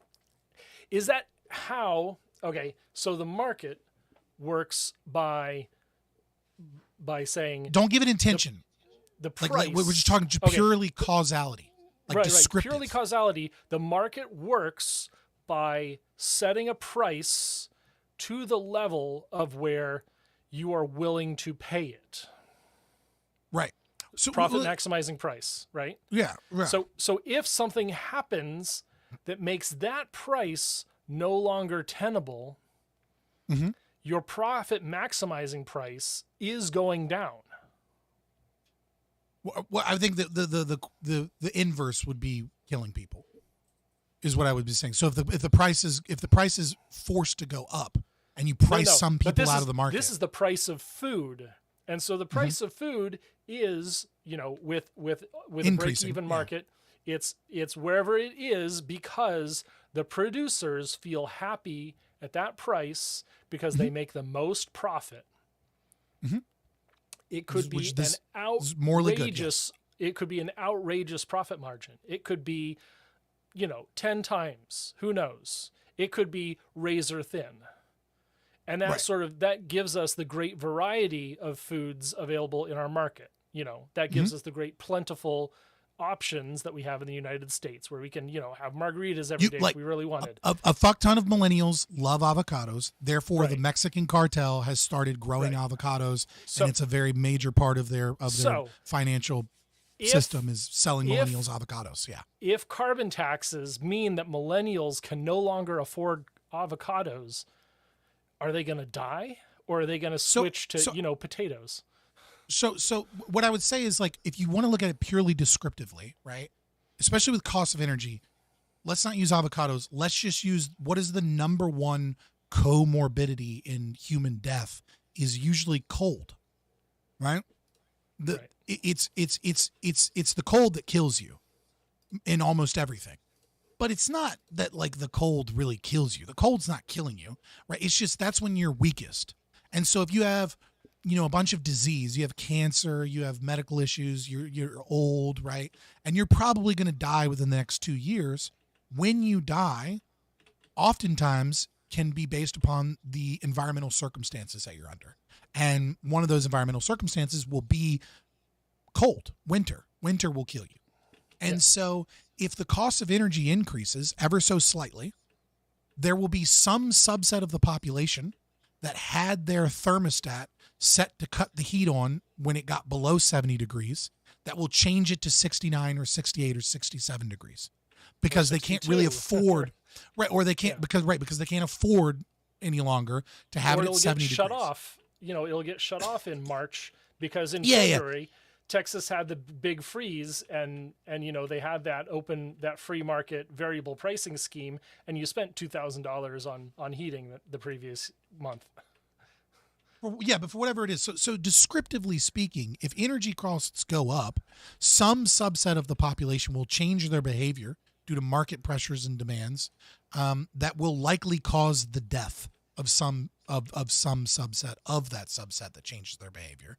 And so I would say it's descriptively true that when things interfere in the market and make prices go up or make inflation occur that doesn't match, wage increases, etc., right? Like when people become more poor because of inflation or because of rising costs in energy or because of whatever fucking factors, right? Like, some economic disaster, that some subset of the population dies. So I wouldn't necessarily say that it's killing people, because that descriptively kind of makes it seem like the energy bill is anthropomorphized into like a Nubian fucking Egyptian god that like comes out of their AC unit and stabs grandma to death, right? Like obviously it's not technically killing people, but it is descriptively that thing is a direct cause or an indirect cause of some certain subset of deaths. So I don't think that's a crazy thing to say. I think that's a perfectly rational thing to just look at and go, yeah, that happens. And so geopolitically, when we're talking about the increase in, penetration of renewable energy causing greater this price might actually, hold on, pause real quick. You might be the only person to use geopolitically correctly here. Because geopolitically, people think it means like the world, and like actually it means as pertaining to the earth and the environment.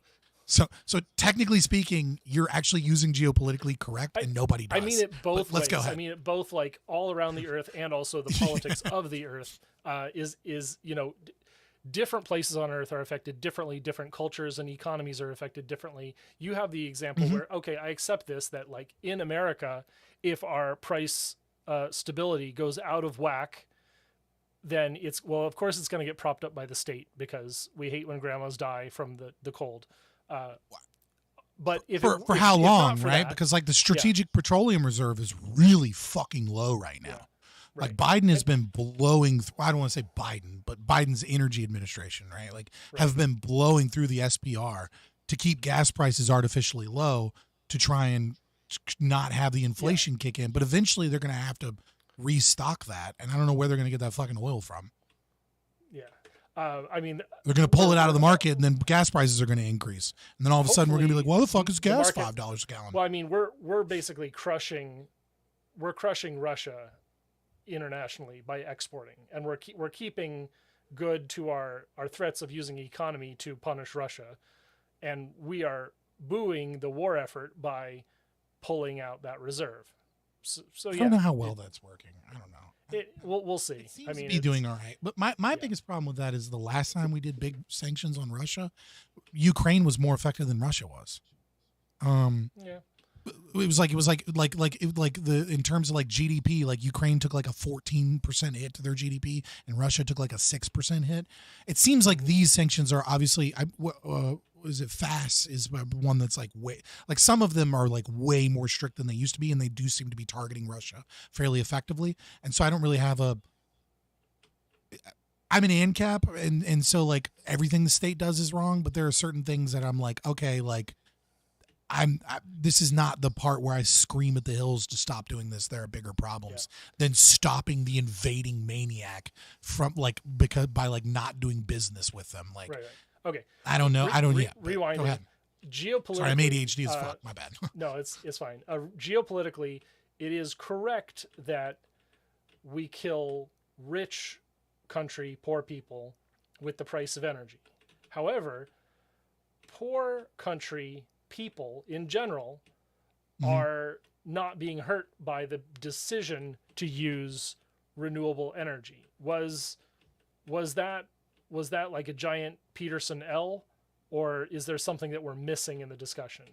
Yeah, I think so. Like, I didn't watch all of that debate, to be fair, right? I watched as far as they were arguing about like government or something, right? Like in government's role and stuff, because that's the shit I was interested in.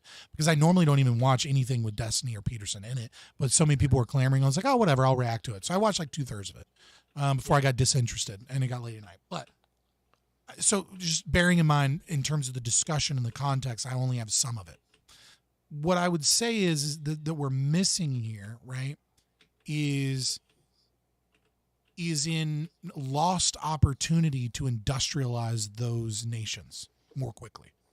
So I don't know that I think Peterson might be taking a little bit of an L here, because I don't think he really actually fully understands all of how it's going, but someone needs to push forward and industrialize a nation. Either it's going to be China, the Belt and Roads Initiative, or it's going to be us with IMF loans and things of that nature, right? So one of the two is like kind of has to occur for most of these nations to industrialize. Or, you know, obviously they could just adopt free market principles and grow their economy on their own, but, you know, fucking nobody wants to do that. But that is what it is, because that means giving away power from the richest and wealthiest people. But and it's not the easy money like loans are and things like that. Right. So, Cost so of I think capital is too high.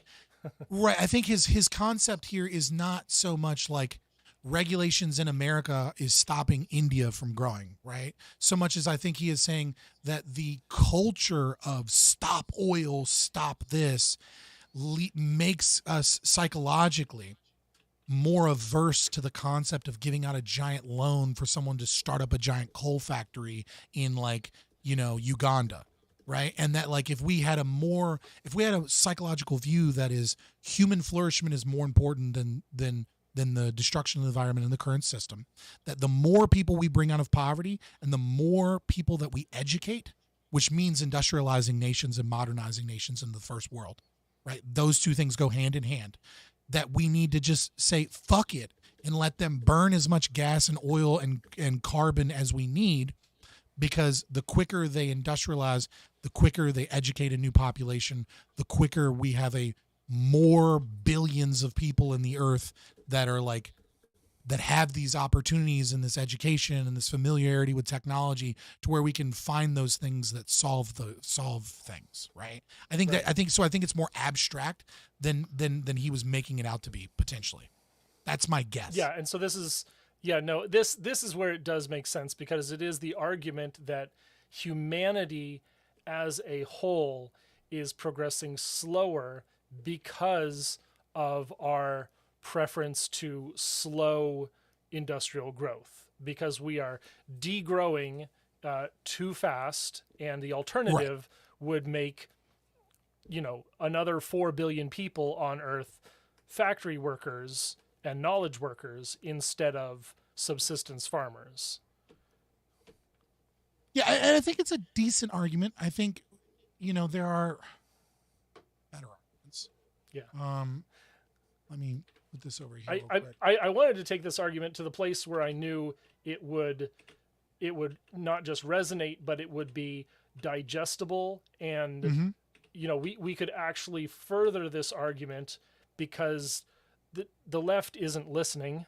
They're saying renewables, I got it, no GMO, blah blah blah. But and this is the next thing, the link I dropped in private chat on StreamYard is the resistance to GMO products and the fear of GMOs is literally killing people in third world countries. It is, you know, this BT eggplant, which is a GMO product. It produces a protein that kills the pests that wipe out these eggplant crops. Yeah, I'm kind of 50-50 on transgenically modified organisms, right? I don't like to use the term GMO because it's not a real term.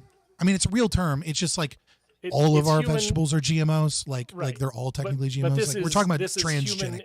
This is human engineered genome, which is the deliberate addition with a scalpel of a specific protein that kills... it's not a scalpel, but yeah.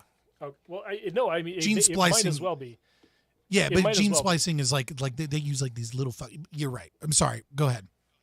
Yeah, it might as well. It's like be adding a scalpel. salmon to like tomatoes, right? So that they can freeze for longer. well, it's not just adding salmon like the crude is adding a sequence that produces a protein that has this effect. And it's not like, the 90s when we were pretty clumsy at this and we had to test things really exhaustively to make sure that we weren't allowing an allergen to get in. And by the way, that happened with crossbreeding. So it's the transgenic is not a special or an especially harmful form of GMO. It's called the Lenape potato. We literally bred a poisonous potato because we thought it would make a better potato chip, and we accidentally poisoned people. Yeah, I mean, there have been failures and there have been successes. I mean, during the green energy revolution, dwarf wheat probably saved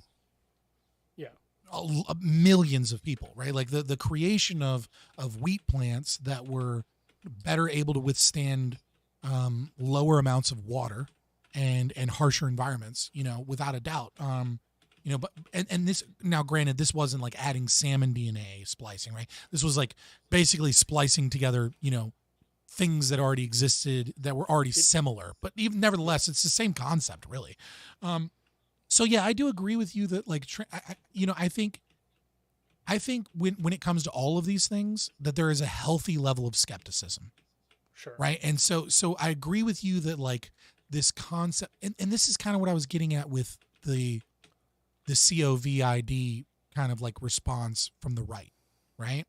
Is that like, there was a whole bunch of people that saw a lot of the bullshit and the lies that came out during the pandemic and the lockdowns and about these vaccines. And now it's like they took it way too fucking far.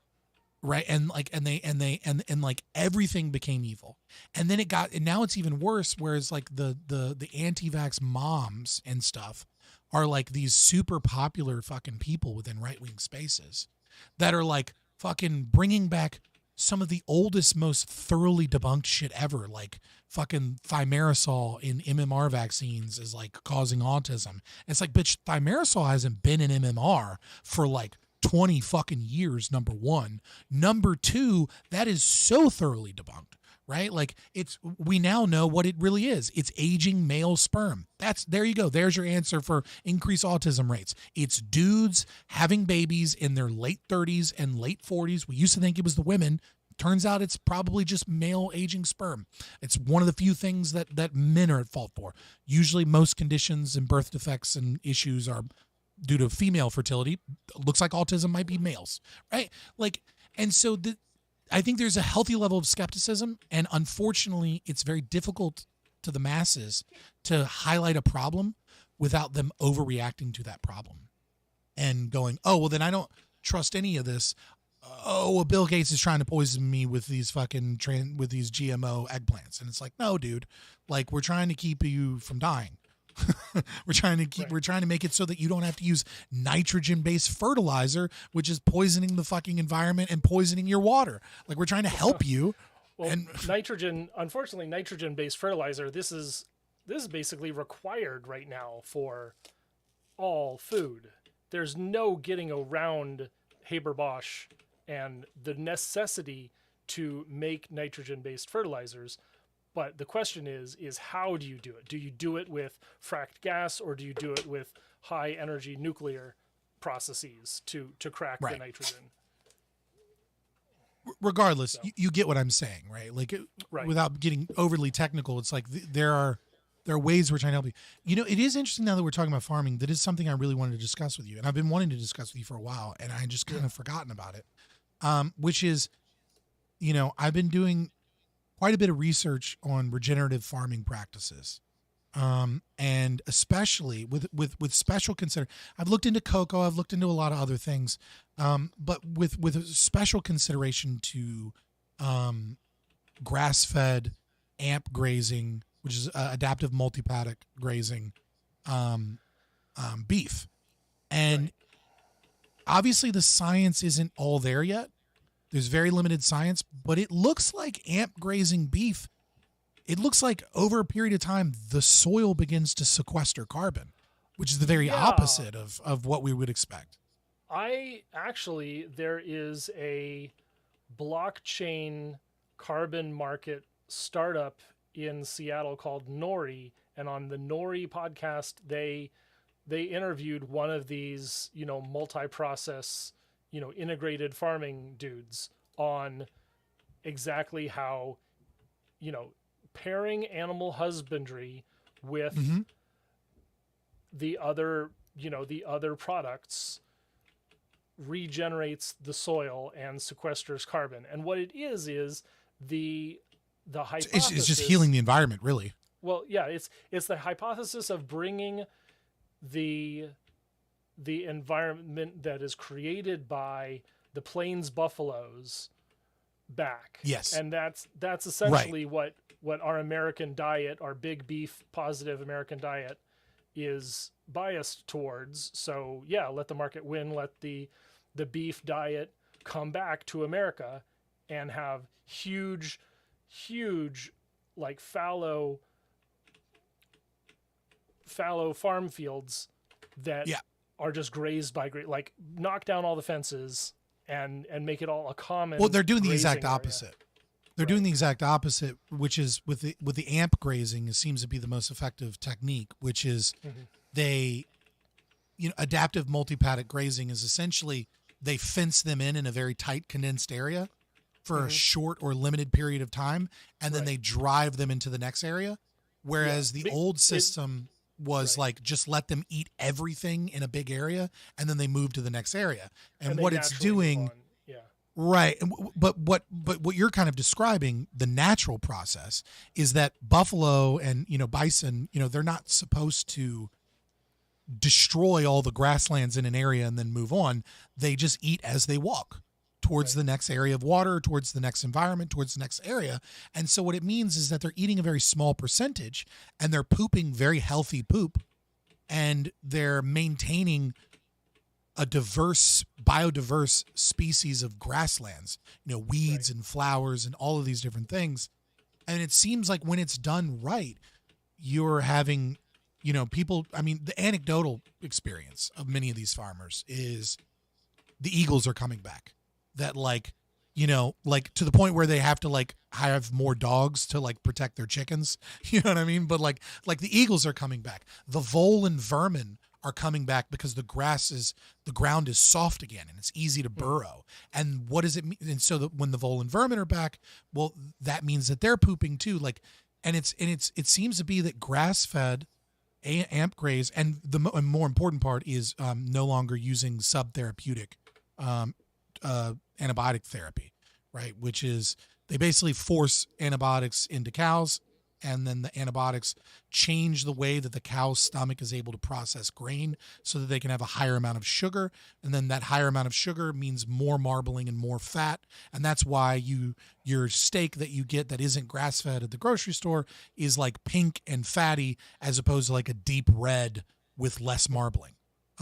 It's not healthy. It's fatty with less bioavailable nutrients because the cow's all fattened up, so they don't have the same level of like carnine and protein structures and all the shit that's good for you in beef. But yeah, I think this has become a new kind of thing for me, and I'm so glad that you were like, yeah, we should talk about this, because it's become my new litmus test of when I see these supposed environmentalists that are like, no, fuck you, veganism's the only way. And it's like, dude, are you for healing the environment, or are you for like political tribes that sound cool? There's a lot of environmental farmers who are they're more on this side than you might think. Some of them are super lefty, some of them are just regular lefty. But yeah, it is sort of like it's not the exclusively vegan position, though. Yeah, I was just giving like a random I was just imagining the most hated fucking glue myself to a painting in a museum type person, right? Like it's all performative. You get that from this performative academia based leftism. And I think that we're coming back to more even keel praxis for praxis's sake as opposed to effective praxis, because it'll get me a grant, because it'll get me a posting with this job over here, because this NGO believes in that thing, and so I'm going to believe in it and talk about how much I believe in it in my cover letter. So. Okay. Yeah, you seem to know a little bit more. Corona Beard wanted to know about whether or not what you feel about the presumption that we'll run out of extractable petroleum by 2050.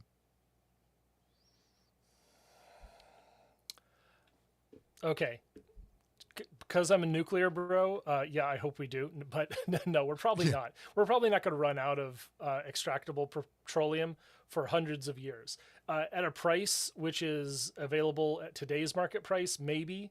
Yeah, I think that's the key, right? Is it becomes less plentiful, and so either technological capacity for extraction needs to increase, or we just have to accept that it's going to get more and more expensive, even though we have it. We're gonna switch to a renewables and nuclear driven economy, and then it's that energy which is going to extract the oil. So the EROEI of oil will eventually be negative. Like, you're not going to be able to produce oil with oil like you can today. You can get a huge amount of EROEI, energy return on energy invested, from oil. And the question is, and a lot of these renewable technologies are dirtier because they're produced with fossil fuel energy, whereas things like nuclear are so incredibly, like 1 million times per kilogram mined.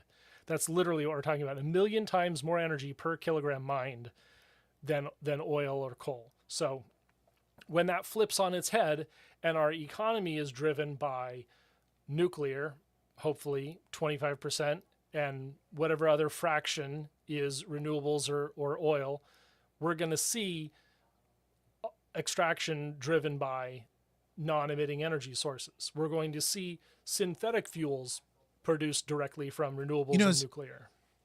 Yeah, I'm not an expert in this enough to be able to make those kind of predictions. Like, I have tacit kind of knowledge enough to have a conversation, but not enough to like make any meaningful predictions. Yeah. So I just kind of leave you to answer that. This is my hope as a futurist. Yeah.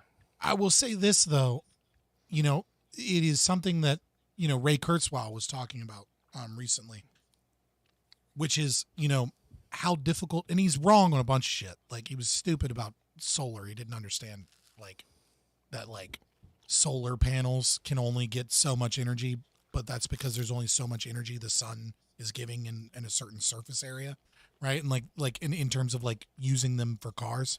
But I will say that he is right about one thing, which is something that I've begun to think about a lot.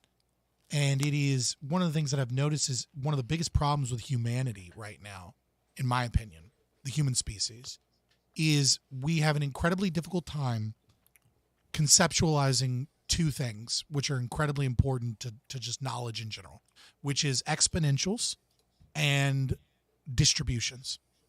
I think so many of us, and these things sometimes have to be drawn on paper to understand, right? It's not that I'm really insulting people for being too stupid. What I really mean to say is that it is something that doesn't fit a heuristic that humans functionally use in their day-to-day life. And so when we try and make predictions about the future, we often forget that technology is exponential in a lot of ways.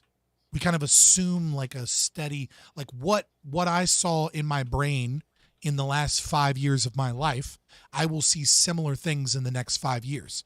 That's a pretty good heuristic for most things. But when talking about, let's say, renewable energy and technology, that's a terrible heuristic because it's likely to grow at a higher rate than it grew in the last 5 years, in the next 5 years. I got to say cap to that. It's a bunch of the new renewable bro and a bunch of the green, the green fans think that solar is only going to be exponential.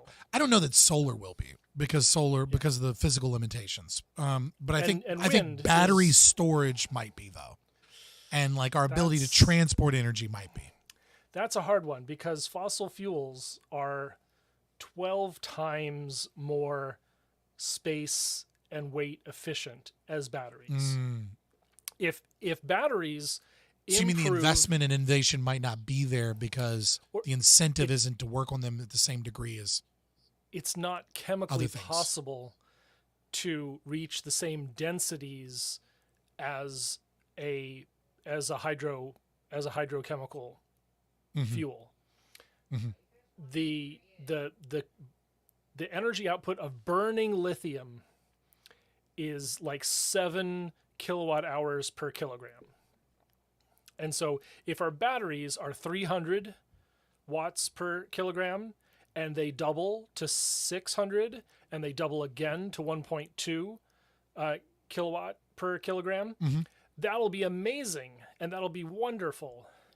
It's still less than a fifth as energy, as space or weight efficient as fossil fuels.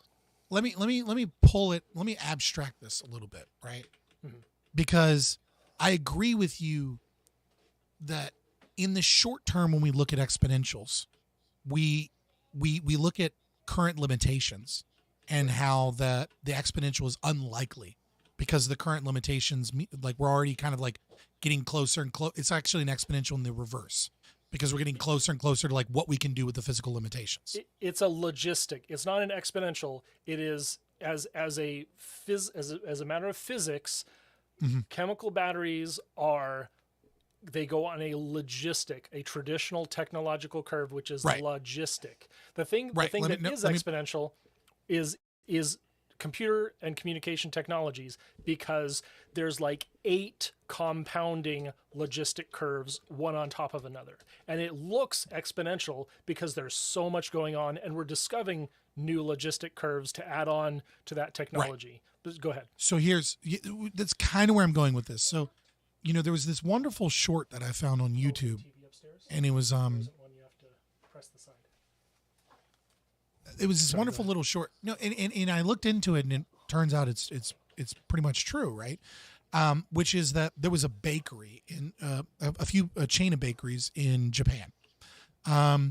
And the thing about Japan bakeries or Asian bakeries in general is that they have a lot of different donuts and croissants and cakes and tarts and treats. And in order to sell those effectively, right, you want a different price point for each different good, right? Because each good has different material components, et cetera. So, every good has a certain value. But the problem is that if I have 100 products with 100 different prices, right, then I either have to hire people that are really smart at memorizing and knowing 100 different prices, or I have to have a complicated, POS, point of service machine, that like where I type everything up, and that slows down how quickly I can get customers in and out of the building, right? Or I have to improperly price things in a more efficient manner that makes it quicker by having like tiered, like all these things are $3, all these things are $4, all these things are $5, right? Even though like one's probably worth $5.50 and one's probably worth $5.20, et cetera. So what they did is they hired an AI company to develop a system where a camera could effectively tell based off of shape and color with over 99% accuracy what was in this little section, and assign the price and immediately spit out the customer's price so that they could actually accurately do everything, so that they wouldn't have to hire really expensive, workers that were like really smart and memorized, like really good at their job. And so that they wouldn't have to have a complicated POS system that like slowed down the sale. So it increased their profit. Well, this technology was then later used in pharmacies to identify and count pills, because it was really good at finding shape and color. And then an oncologist researcher realized that certain strains of cancer look like donuts, and they were able to utilize this same technology towards identifying early identification of cancer. And so my thing here too is like when we talk about exponentials in technology, we're not always talking about the known variables, and you kind of brought that up. Right. There are the unknown variables that pop up because of other innovations in the market and in intelligence. And with the adaptation of artificial intelligence and, language models, and we saw Sora recently, holy shit, that was a jump nobody was expecting, but everyone should have been expecting, right? And that's because we just don't get the exponentials. I think that we are likely to see innovations in energy that are very unexpected in the next 10 years. What those are, who knows? Possible. How good they are, who knows? It's possible. And here's the only thing that I'll say is that you're going to have to overcome hard physics limits like the Shockley limit for solar panels. And this is like the physical limit at which you can't get more energy out of we can't create energy. You're capturing energy. Yes. Right. And so silicon can only capture so much energy. And then the second problem is that the sun's only outputting so much energy per square inch or per so you're square getting foot, like et cetera. what? You're getting 11 to 20% of the energy that your panel theoretically could be until you put it into space, which of course that's the only place we should be building solar is in outer space. Just about. Are you memeing? No, I think outer space is the number one place. Okay, no, we should be building solar wherever it makes sense in the market. Certainly not Seattle. Right. Texas, Arizona, New Mexico, wonderful places for solar. Southern California too, probably a bit, if they can figure out how to balance their grid. Right. But outer space, 100%. You should absolutely be building. We should be bootstrapping orbital factories to build solar and build our own orbital Dyson swarm as soon as possible. Well, that's extremely cost prohibitive, right? But this is kind of, what I was talking about with the exponential increase in technology, right? Is that you, with all of these different fields of study getting increases due to AI and things of that nature, how cost prohibitive that is will drastically go down at a faster and faster rate, assuming, World War III doesn't hit, or the toroidal asteroid stream doesn't fucking take us out, or, we don't have too much socialism, so we end up fucking wrecking our economy, et cetera, et cetera, et cetera. We need it. We need outer space because any of those things are potential extinction level events. Well, maybe I think socialism isn't extinction level, but maybe you do think it is. So, well, I think for luckily, socialism throughout its history so far has been contained to nation states.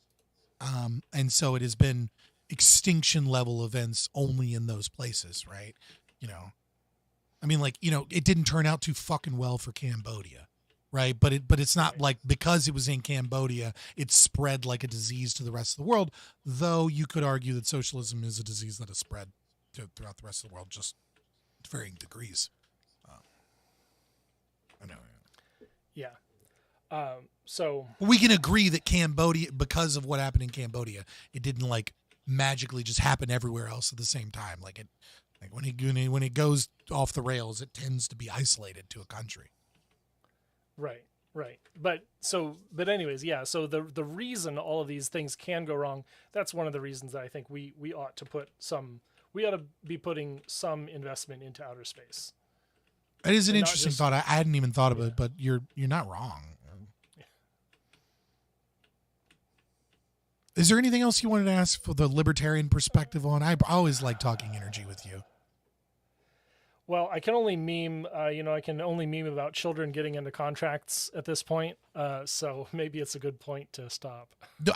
I'm all for it if you want to talk about children getting into contracts. I don't care, but if you have an actual question, I'd love to answer it. Or something that you want to discuss. If not, we can hop out of here. It's fine. I think I'm pretty good. So for everyone, we're going to be talking with Daniel Chen, I think is his name. I know more by his alias, but we're going to be talking to Daniel Chen tomorrow. That's Sunday, just like every Sunday, 11 a.m. Pacific, 10 a.m. Pacific, 1 p.m. Eastern at Eco-Modernist 1 on YouTube here, the Eco-Modernist channel live. Thanks. I just put the link in the chat. There you go, boys. Nice. All right, deuces. That's the one. See you around. Yeah, I like Soyaddle. Soyaddle's like one of the few lefties I can tolerate because he's a nuclear bro. He's an ally in that regard. And he seems to be engaged in reality to a certain degree. And it doesn't seem to be performative for him, which is another thing I can respect. It's like him, Corey Campbell, there's a couple of them. I'll still get fucking mad, but, it is what it is. Scott, nation states do socialism with one another all the time. Yeah. I just mean to say that, the death fields, the killing fields don't fucking seem to spread from country to country. Instead, we're in this kind of slow death that socialism is causing. Our culture's kind of rotting. And I hope that we can have something to revitalize it. I do. We're in this eggplant thing. The music is fine. Dude, it's just Pretzel Rocks. Fucking, it's just Pretzel Rocks lo-fi channel. Nothing crazy. It's all royalty-free stuff.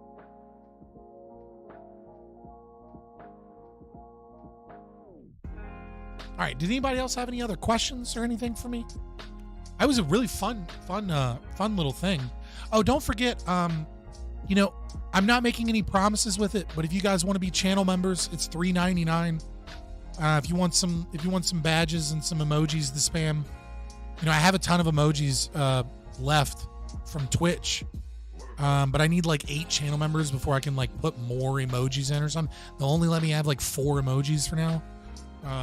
But yeah, if you want to become a channel member, be my guest. If you want to pay or use them like Twitch subs, do whatever. If you don't, I don't care. I mean, I do care. I like money me now, but I'm not promising anything for it, and I'm not making any demands of you. Is water wet? Yeah, I think that's the question, is water wet, is not really an important question, right? It's a linguistic trick. Right? Is water wet is not really about whether or not water is wet. I think we all agree that water is wet, and we all also agree that wetness is a property where wetness is a property by an interaction with water. So how can water be wet if it is the mode by which things are made wet, right? I understand that. That's just a linguistic thing. It's not really that important. I think it's an interesting question because it highlights sometimes that the English language or any language can't perfectly convey ideas, that they compress ideas into something that we use to communicate, and sometimes information is lost in that compression. And is water wet is a perfect example of that, because it's a compression of concepts that make it difficult for us to conceive of wetness, because it seems to be a paradox, but it's not really a paradox. I think we all recognize that water makes things wet because of its interaction with it. Why? Because H2O, those two little oxygen molecules at the end of the hydrogen love to attach covalent bonds. They love sticking to shit. It's why water's so effective at cleaning, because it just loves to stick to shit. Just happy little fucking, happy little electrons just waiting for somebody to come connect with them. So I think we understand that a little bit. So yeah, I don't think it's so much. It's my take on IP. So I'm an ANCAP. And it is my major disagreement. How did Crod fucking hit me up a half hour ago, but I didn't see it. I never saw him pop in. Sorry, Crod. What's up, boy? Yeah, it's, I don't believe in IP. I think intellectual property is wrong. And, I think that, it's the one major disagreement I have with the objectivists. We can disagree about abortion because Rand was fucking retarded about abortion, right? She let her fucking womanly shit get in the way. And and we can disagree with the Randroids about like, you know, what is or isn't a covenant community, because like Galt's Gulch is a fucking private property covenant community where they all agree to a certain list of fucking rules that says that you'll never demand the labor of somebody else as like a need. You'll never if you're there, you'll always pay for things, which is like a cultural kind of like intersubjective thing. Like Galt's Gulch is clearly like an ANCAP covenant community. Like we agree on basically fucking everything. But the one major disagreement is intellectual property, because of the objectivists' belief that everything comes from the mind, and they add this weird mystical kind of quality to something coming from the mind that doesn't exist. Because at the end of the day, to say that I can't print a copy of your book because you own the book, because it's a product of the mind, and that you need my permission, is to make a slave of me by demanding that you own my printing press. You don't own my printing press. Fuck off. From a consequentialist perspective, which, the objectivists also basically are, one could catastrophize what that means and say that that we'll be in a worse situation. But I just don't think I don't think that is really true. So yeah, I am against the objectivists in this one regard about IP. I am fully ANCAP about that. But in like most other shit, I tend to be fairly Oist here. Only you can figure it out for yourself. I don't know what philosophy I should follow. Yeah. I can tell you, if your philosophy, I mean, I'm heavily biased, obviously. But if your philosophy insists on the existence of contradictions and attempts to undo Aristotelian logic, it's wrong. It's just objectively wrong. It's bad. Period. Communism, Marxism, evil. Hegelianism, evil. Why? Because the insistence that a contradiction can be true is against the fundamentals of logic that allow us to even communicate or have rational thought. It's an assailing of the mind's ability to think. To say that contradictions can exist is to be anti-reality. Now, need you be an objectivist? No. I think you can be a libertarian. I even think you could potentially be a Christian and be fine in that regard, right? If you believe that, Aristotelian logic is in the beginning was the Word, and the Word was God, and the Word was with God, right? If you change word to logos, and the concept of, the breath of life breathing logos and rationality into man, and that's like a paradox that is solved in John, right? That God gifts man with rationality, and that is godliness, and that it comes from God. You can believe all that. I don't fucking believe it. But I think it's a perfectly valid belief within libertarian philosophy, number one. But number two, I think that I don't know that it's particularly, I have a hard time saying that that's evil, right? I think mysticism is wrong. I think we should defeat it eventually. But it's hard to point that out as evil or like purely wrong philosophy, in the same way that philosophies that claim contradictions can exist is without a doubt evil and wrong. That's what I would say. But again, I'm super biased. Even Rothbard argued this, but his argument that you can lend someone an idea did not sell with me, so I agree with you, Scott. I appreciate it, yeah. To be clear, you can copy someone's book, you just can't sell it or give it away for free. Yeah. I mean, also, you can, there are ways to create intellectual property within closed systems, right? So you can't stop people from reverse engineering a product and then being able to use that reverse engineer product and sell copies of that product.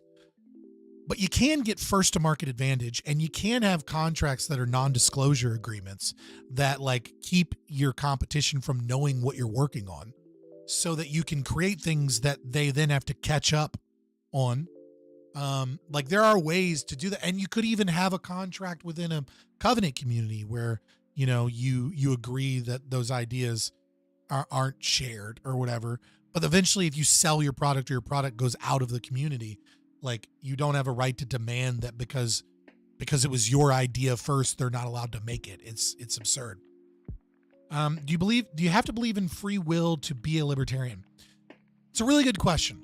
I would say you do. And the reason I would say you do is the question is what do you need to believe to be a libertarian? And I think in order to be a libertarian, you really only need to believe two things. But if you believe in them truly and fully, you'll be an ANCAP, right? Like without a doubt, you're an ANCAP if you believe these two things without contradictions. So the first one is human action, right? Which is the basis for Austrian economic theory. So that is that man acts with intention. That is free will in a way. There's kind of like a technical philosophical workaround here that some people do, right? But you kind of need to believe in free will in order to believe that man acts. You can be like a soft determinist and still kind of get to the man acts position. So technically speaking, you don't need to believe in free will, but even still, the soft determinist position or the objectivist position is still free will as far as I'm concerned. I don't buy that I feel like those are cop-outs to try and say that you're a determinist or like get rid of the problems that determinism and materialism puts forward.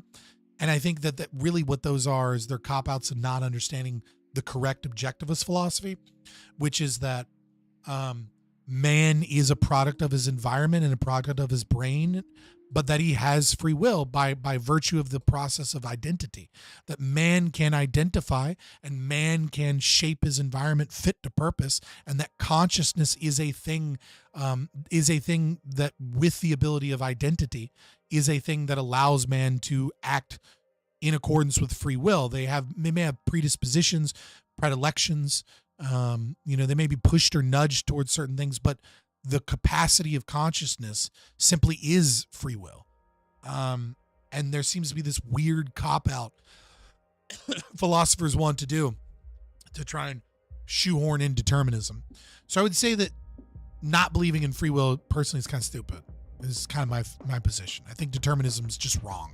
And like, it's not even really that difficult to figure out. Even functionally, we kind of know it's silly. But you need to believe in the theory of human action, and then you need to believe in the non-aggression principle. And those are really the only two things you need to believe in to be a libertarian. If you believe in them wholeheartedly, you will be an ANCAP. But I think if you believe in human action, you probably believe in free will anyways. If you don't, because you're like some weird variant of soft determinism, I think you're just maintaining contradictions that you'll eventually figure out and do away with, and you'll believe in free will.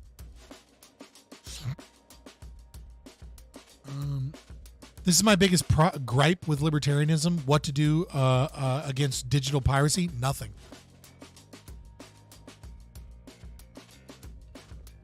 If you don't believe in IP, anyone can rip your stuff from YouTube and sell it. Dog, people can rip my shit from YouTube and sell it now. And it wouldn't matter because it would literally just make me more, it would give me more clout and more fame, which would bring more people here because people can ask questions to me directly. So like, yes, please clip my shit and sell it if you can sell it. If you can convince someone of its value, I don't know how because it's freely available, so long as they watch ads here. But if you can sell it, I don't care. Clip it, ship it, make me famous. Mintus Wave might have disagreement with you. He says it doesn't matter. Yeah, I'm saying it doesn't matter, but I'm also saying that like if you're a soft determinist, I think you're just wrong. Like, and I think you're like kind of coping to not deal with it, and once you deal with it, you'll come to the position of free will anyways. If you believe in human action, right? Because if you're a full-blown determinist, then you can't believe in human action.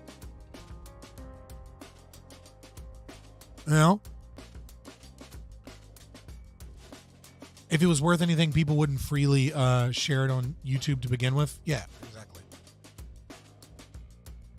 I find anything that isn't deterministic silly though, but I don't believe free will is silly either. If free will doesn't exist, then nothing matters, right? It's kind of like Fyodor Dostoevsky in the Brothers Karamazov, and Ivan Karamazov's precursor to the Inquisitor speech that he gives to Alyosha. He talks about this concept of, like, I think it's Turkish soldiers, throwing a baby on a bayonet, and and there's this phrase that he says, if God doesn't exist, then if God doesn't exist, then nothing matters, right?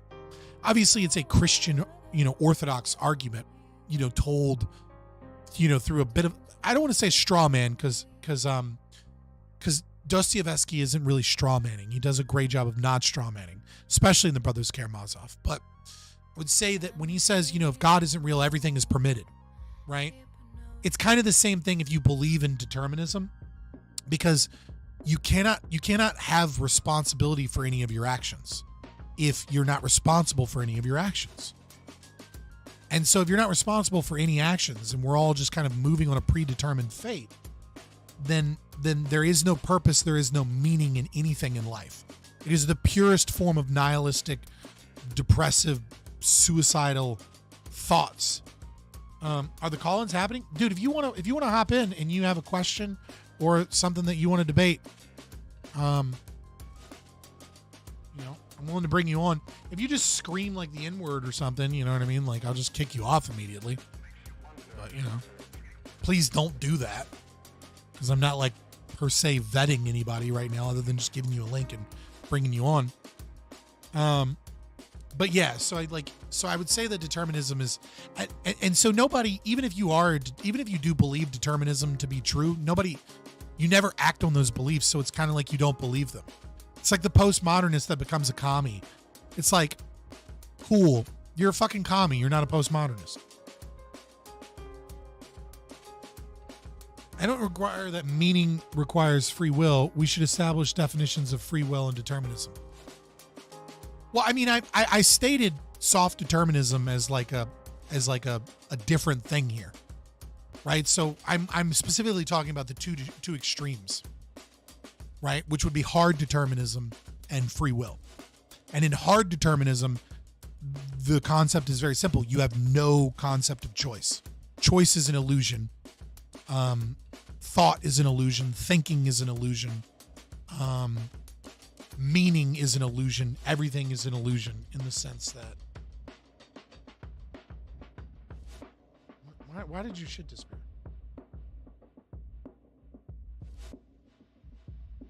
You're having a bad hangover.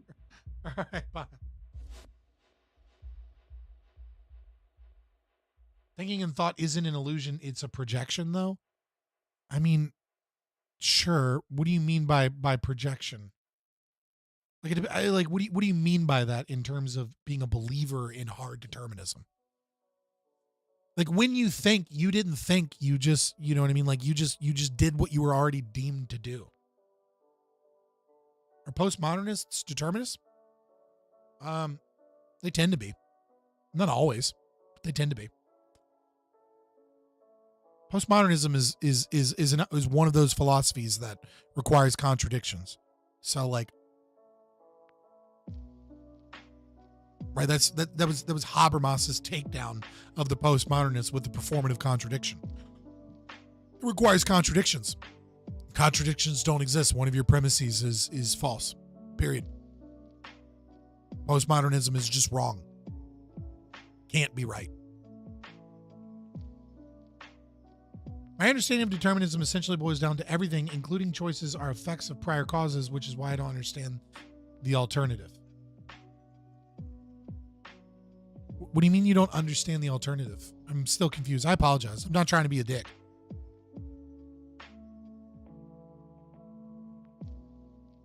Just want to ask you, I do know that you're a bordertarian, but what do you mean by that? Are you saying a country should not cease to exist, or the border, you mean border? So yeah, I mean, if you want to, the border, I have like a 3-hour video on here that I did a couple weeks ago, just kind of ranting about it. but like, and it is kind of complicated, but what I would say when I say I'm a bordertarian, if we're just talking about what it is that I believe, what I believe is that public property is forcible ownership imposed by the state that is a fake ownership that does not exist. That this property in question is homesteaded in many aspects, often, but that this thing that has been used and held exclusive control ought be auctioned off. Actually, you know what?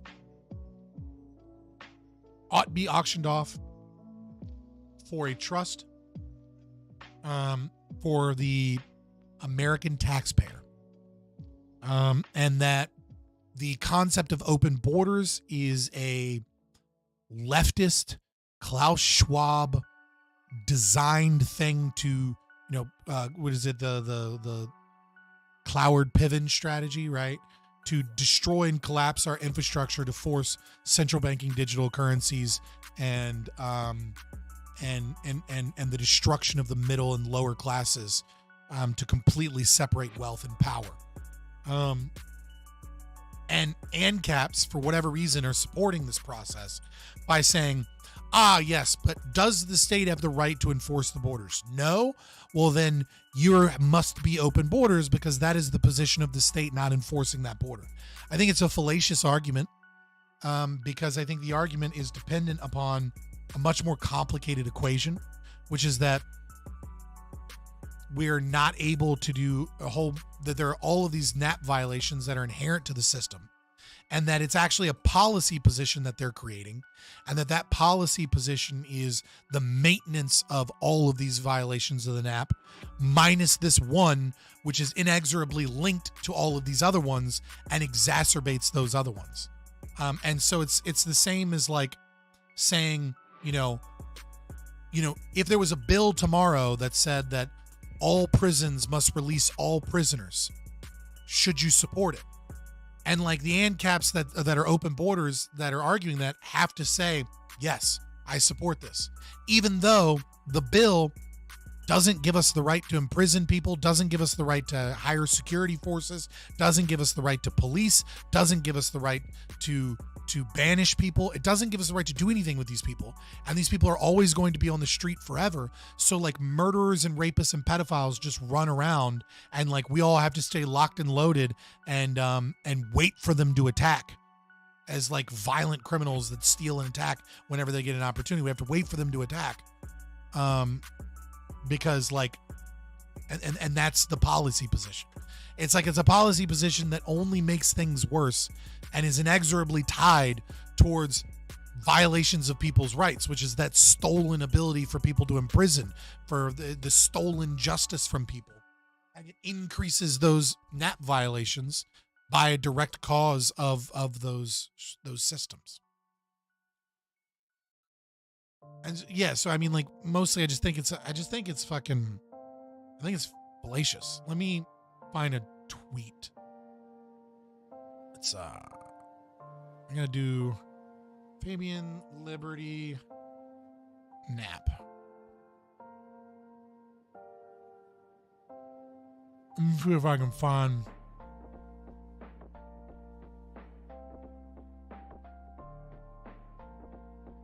I'm trying to find my own tweet.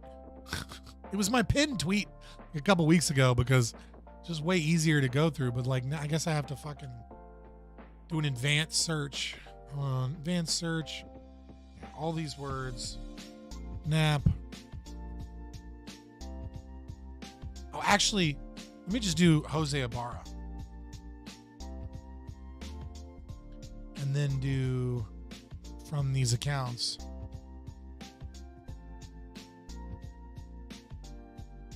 That should do it.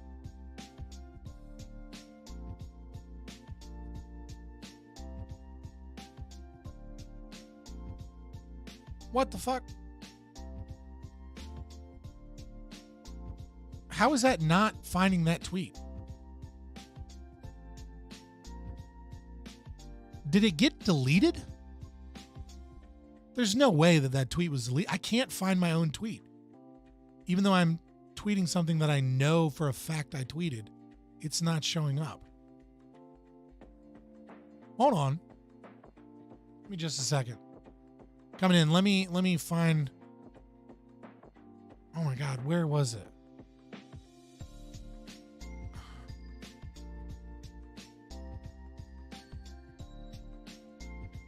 Pretty sure I had a picture attached to it.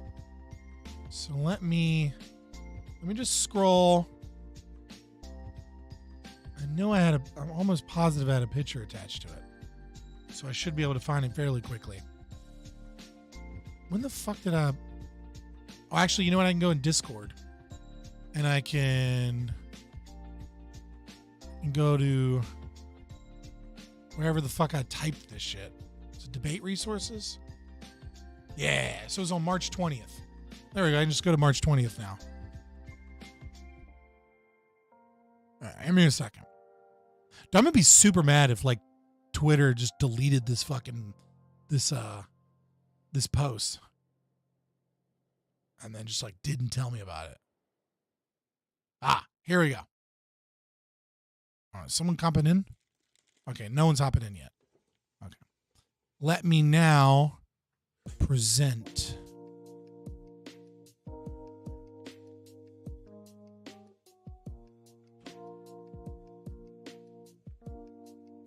right. And then real quick, check it.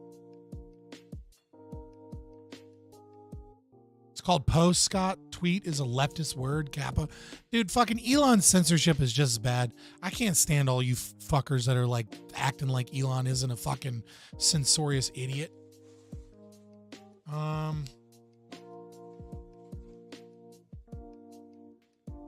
Just looking to see if there was any other questions that were like, yeah, I had, it's shadow banned. This post is shadow banned. Like you can't find it unless you just go to my page. Like you will not find it if you search for it. But here you go. I made this post, and I think that this post explains some of my thinking here. And so here you go. Illegal immigration is not a victimless crime, nor are open borders consistent with libertarianism. The victims of open border policies are the U.S. taxpayers many times over. Here are 4 major NAP violations intrinsic to open borders policies. Let me just grab this link real quick. Yeah, sometimes I write shit. All right, this probably should have been like oh fuck. Let me bring you in just a second. Let me. Actually, you know what? We'll get back to that if we have time.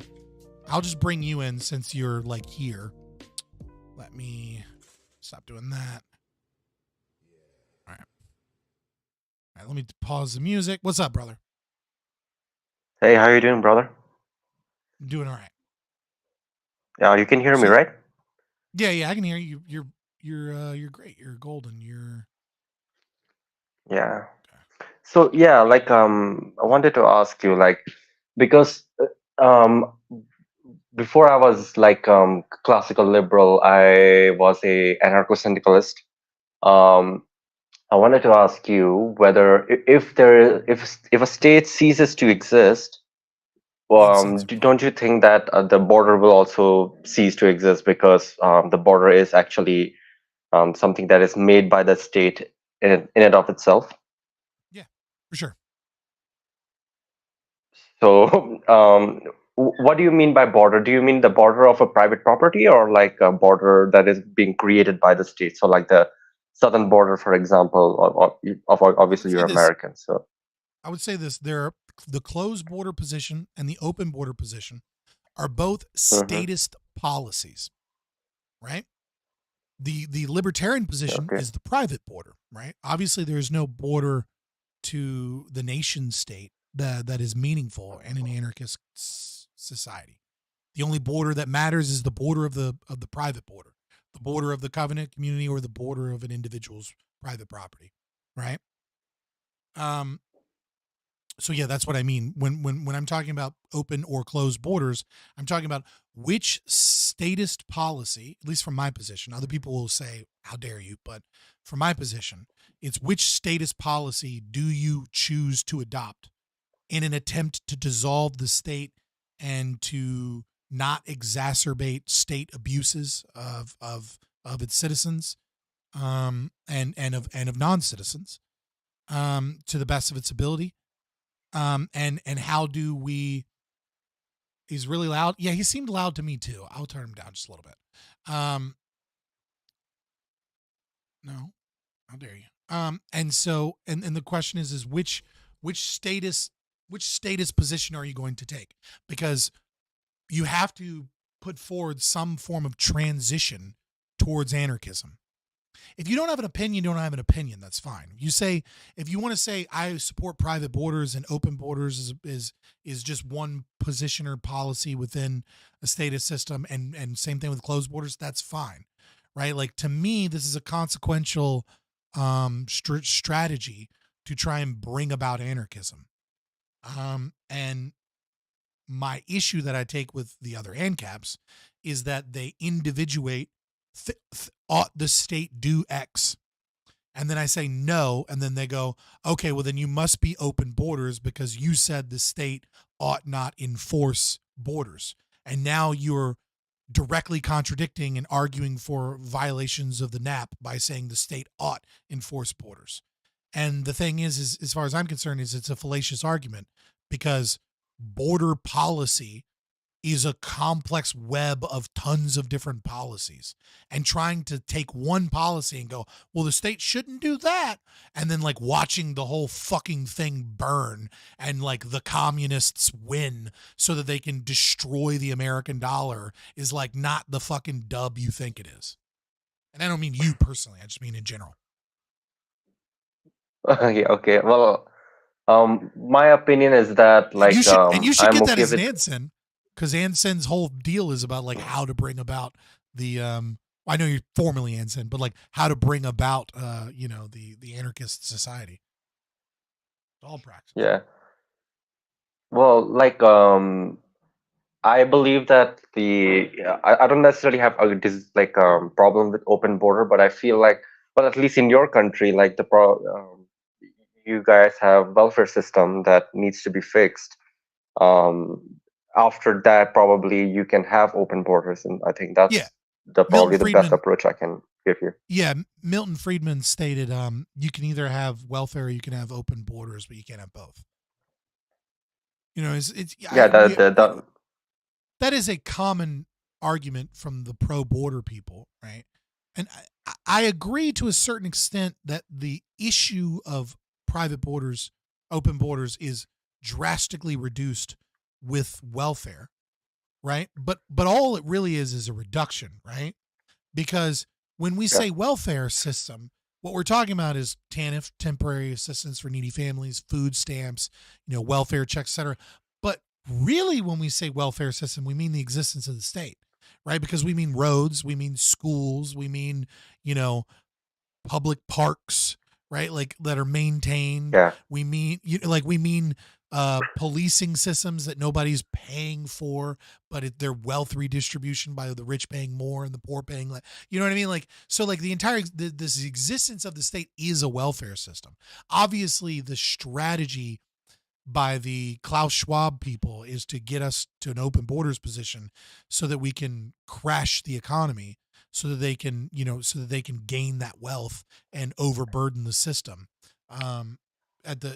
Against the American public, and like that problem goes away if you were to get rid of all of those welfare systems, sure. But yeah. That's the position that I hold. It's not like it was just like that. When I heard that you're a bordertarian or whatever you call it, it's just like I was confused on whether you want to remove the welfare system or then implement, open up the border, or I mean, as a bordertarian, I subscribe to Hoppe's system of immigration. That like what we ought do, that we believe that is the best strategy towards getting us to anarchism, is an invitee system, which is to say, if you want to come to our country, you have to be invited. That's it. You have to be invited in some capacity, right? So if you like, so if some, and when you're invited, the person that invited you has to pay for you to be here, which is to say they have to pay, or you have to pay. Somebody has to pay, either you or them. They co-sign payment, right? So you can pay your own way if you want, right? But there's a co-signer. So whatever American citizen co-signs your coming to this country, right? So what does that mean? That means if you want to bring your grandma over, invite her, but you're responsible for all of the services that your grandma uses financially. So your grandma's not, until such a time that your grandma gets like a green card or gets naturalized as a citizen, right? Until that occurs, which you ought have a pathway to citizenship as far as I'm concerned. But when you come here, you don't, not only do you not get welfare, you don't get any fucking welfare. You have to pay money in order to fucking use the roads, use the schools, use whatever it is. And you're financially responsible for that at a full cost principle, not this bullshit progressive tax system where we bring you in and we go, oh, you're poor? Well, then we just, we take most of that money from the billionaires to bring in these poor people because these poor people can't afford to use it. No. You pay your fucking percentage of whatever it is to use the roads, to use public schools, to use the parks, etc., until such a time that you are become an American citizen. And the same is true for anyone that wants to visit America to like go see the Grand Canyon. But you're only here for like a week, right? And so what would happen is an insurance company would spring up and the insurance company would cover you. Just like when you get car insurance, when you rent a car, it's like, hey, it's like $20. But if you break the fucking car, like you don't have to worry about paying $2,000 because you paid the $20, right? Same principle would exist with insurance companies when people come over. You come to America, you pay an entry fee to an insurance company that covers your cost for being here for a week. And guess what? If you come here to visit and then you run off and you go try and become a fucking citizen and you try and do some shit, that's why you pay that insurance. And the insurance fucking comes and grabs your ass and goes, hey, bitch, pay. That's, that's it. And then that would, not only would that make it to where as many immigrants as want to come over can come, so long as they have the money to come, or so long as an employer wants to hire them, they can come. So long as a family member wants their family members from whatever country to come, they can come. They just have to financially fucking pay for it. And it would transition us towards insurance companies. It would transition us towards a concept of paying your way towards any property that you use, and it would not have all of the disastrous consequences and plans that all these fucking crazy WEF people want to do. But all these ANCAPs are like, no, in order to be principled, you have to say the states shouldn't exist, so this policy shouldn't exist. So just let the immigrants come in by the millions as the country is destroyed, and it doesn't matter because I'll steal a penny to save the world. And it's like, dude, you're literally causing all these extra nap positions with this status policy you have, and you're calling yourself principled, and it's bullshit. Mm-hmm. That's my opinion. Yeah, I can agree with that. In short. Okay, fine. But it's like, well, I'm from India, so like, individualism is a very foreign concept in our country. So like, in our state, what happens is that people usually like to keep borders closed, and they are very like pro-government, and like they want to make sure that the illegal immigration is as low as possible, and they do not believe in the idea of private property as much as well, your people in your country might do. Yeah, nobody So fucking I believes wanted in to ask- private property as much as Americans do. Yeah. So I wanted to ask you, like, well, I'm from India, so how do I promote this idea of at least the idea of individualism as like, is it possible for me to do something as a individual to spread this idea, in your opinion? I'm going to massive caveat first, right? Which is, I Okay. spoke earlier. I don't know if you were here. You probably weren't. It was very early in the stream. I talked about the rider and the elephant and Matthew Haight's kind of understanding of psychology. Famous moral psychologist, Jonathan Haidt. I don't want to say Matthew Haidt, Jonathan Haidt. And the rider and the elephant, which is that logos is very often the worst thing you can use in Plato's tripartite. So when engaging in rhetoric, when trying to change hearts and minds, right? It's super, super important that you establish ethos and pathos with people far more than anything else. There is this wonderful video. I'm going to send it. I'm going to put it in the YouTube chat. So let me just find it real quick. Mr. Rogers' Power of Persuasion, I think. Yeah, here we go. 6 years ago. Great video. Okay. I'm going to put it in the chat right now. Absolutely, everyone should watch this video. Super, super important. And it's describing that process. Because like, as an Indian, you're going to understand the cultural context of people around you, people in your, I mean, first of all, I'm American. I don't understand Indian culture. Second of all, India has what, like fucking like 119 different fucking dialects of languages. Like there's a lot of fucking different cultures with slightly and sometimes drastically different belief systems within your country. Right. And so what may connect or resonate with one group of people is not going to connect or resonate with another.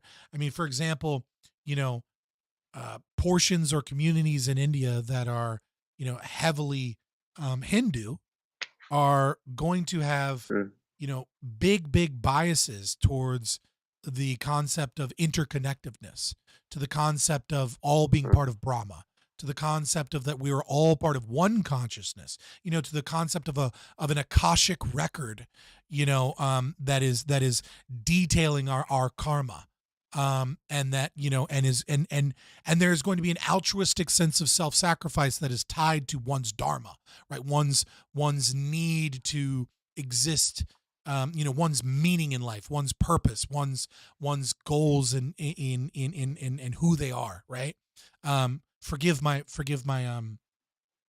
very surface level knowledge of the culture, right? But you know what I mean? I'm mostly talking at my ass, but I don't feel like I'm too far off here, right? That like those are going to clash with individualist philosophy. Whereas, you know, Muslim cultures or, you know, those in the bigger cities where there's less of a connection to that religion, probably a much softer, easier target for some of the philosophy of libertarianism and private property rights, right? And so really the question becomes like, know your audience and know how you connect with your audience. And the way you almost always connect with audience is establishing ethos, right? So be somebody worth listening to. Be somebody that people want to respect, right? And if somebody doesn't have respect for you, then there's no reason to ever attempt to convert them. And if that means only focusing on family members, that's fine, right? Because, you know, one convert is amazing, you know? But it's a waste of time to try and convert people that don't respect you or that you can't connect with. And so if these people if you can't tell a story, if you can't get them to emotionally feel what it is that you're feeling, and you can't get respect from them, then there's no point in even trying. Instead, you should focus on people that you can connect with, that you can forge some kind of emotional narrative with, and that they have some level of respect with you. So, and I would say that true not just for people in India. I would say that's true for everyone, right? Like trying to convert your coworker is just a really good way to lose your job. Like in reality, you should try and convert your sister, your niece, your cousin, you know, your best friend. And you should do it slowly, and you should do it, you know, you should do it with those things. I will say that the biggest thing to conversion, to libertarianism and to a proper philosophy is forcing an awareness of contradiction and forcing lines in the sand, right? And so when I'm talking to, like, let's say you have a family member that's like kind of left wing politically, kind of socialist, right? Okay. And the socialists are gaining in power in your community or whatever, right? You go to that person and you're never going to convince them out of socialism. But then you go to them and you say, hey, look, man, I love you. You love me. Like we're best buds. We disagree on this thing. Just tell me outright, like, what would have to happen for you to say it's gone too far? Whatever it is you're talking about, right? Mm-hmm. And make them tell you what that is. And then go, hey, I'm going to hold that. I'm going to hold you to that. And write it down somewhere. Yeah. Write in your journal, you know. My Punjabi friend said this. This is his line, right? Sorry, that might be a little racist, but whatever, right? But he said it, you know what I mean? I don't know if you have one. Okay. You're an Indian. You probably do it somewhere, right? He said this. This is his line, right? And so when that line eventually gets crossed, because if leftism is growing, it will, right? Come to them a year later and go, hey, man, remember when you said this specifically? When this happens, it'd be too far. You'd say it gone too far. Well, here's the news article. It fucking happened. Did you lie to me back then, or do you realize this is your line that you drew? This is what you said was too far. Yeah. Because now it's not arguing against you or your ideas. It's arguing against themselves. You've created an internal conflict, and nothing gets people thinking more than internal conflict. That'd be that's all the advice I can give you, brother. Yeah. Well, actually, the thing is that, our liberalization of our country's economy happened in the 1990s when the Congress Party, which is the central left party, started to bring private investment. But the thing is that even the people on the right, obviously the Hindu nationalists are the people, the conservatives in our country, and the Marxist Leninists of our country as well. They have this, how can I say, oh God, what's that English word? So basically, like, the British East India Company came and they ruled over us. And so basically anyone who has, a briefcase and is a capitalist, he's a bad man. That was the assumption from 1947 till 1991.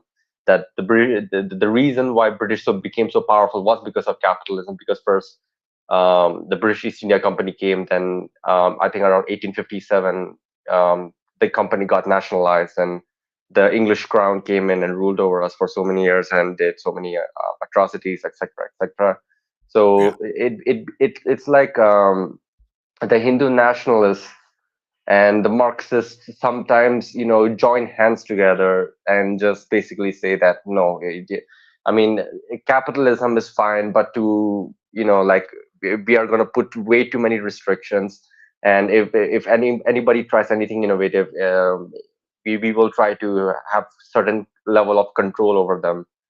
So it's basically history is playing a major role over here. It's basically the British East India Company came, so we're just gonna, anyone who comes from foreign countries, we are just gonna, pay. We're just gonna be very careful with these people so that they don't do what they have done in the past. So I think that's the major issue that we have right now, and that's the reason why capitalism. Of course, the Conservative Party is a neoliberal political party, but it's still, to a certain extent, crony capitalism is very common over here. There's a lot of red tape, and the left-wing party is obviously the left-wing party. India has particular, so it's, again, feel free to interrupt me at any point if I'm wrong in my approximation, because again, my knowledge here is surface level. But India has a set of unique problems that aren't necessarily unique just to India, but they're certainly unique in comparison to Western countries. And the one you're describing now is that, decolonizing situation, where, there is still a mistrust from colonial era, and that there were atrocities, etc. And there were good things that came from colonialism, right? But you can't, it's hard to differentiate those things, right? Like Gandhi never would have fucking existed without a British education. And yet Yeah. Gandhi had to fight the very system that was creating a British education, right? So I mean, there's there's a kind of two sides of that coin. The other major issue that India has is an inability to govern much of its territory. And what I mean by that is, there are a lot of modern rules and laws in India that kind of just don't get fucking followed outside of the cities and even in the cities. I don't want to say it's that's a very lawless true. land, but it is, there's a lot of crime, and not just like, the fucking conservatives that are obsessed with Indian rape gangs, sure. But like, I mean, just like illegal child labor and like slavery contracts on farms in different provinces, and like, especially in like the Sunderlands and, areas that are just not as populated. And then of course, even within the cities, right? Like people in America think that like Indian, scammers are like a thing that are like allowed in India. They're not. They just like fucking don't have the power to fucking stop them in India. So they like set And up also these, too much corruption. right, and too much bribery and things like that. So, we lost you. Fucking, I said scammers in India, and fucking, they got his ass. they, they, they got him. They thought he was one of the bad ones. Oh shit, are you guys still here? Huh? Oh, yeah, it seems like everybody's here. Hey, yo, play. Oh, the music is starting off super quiet.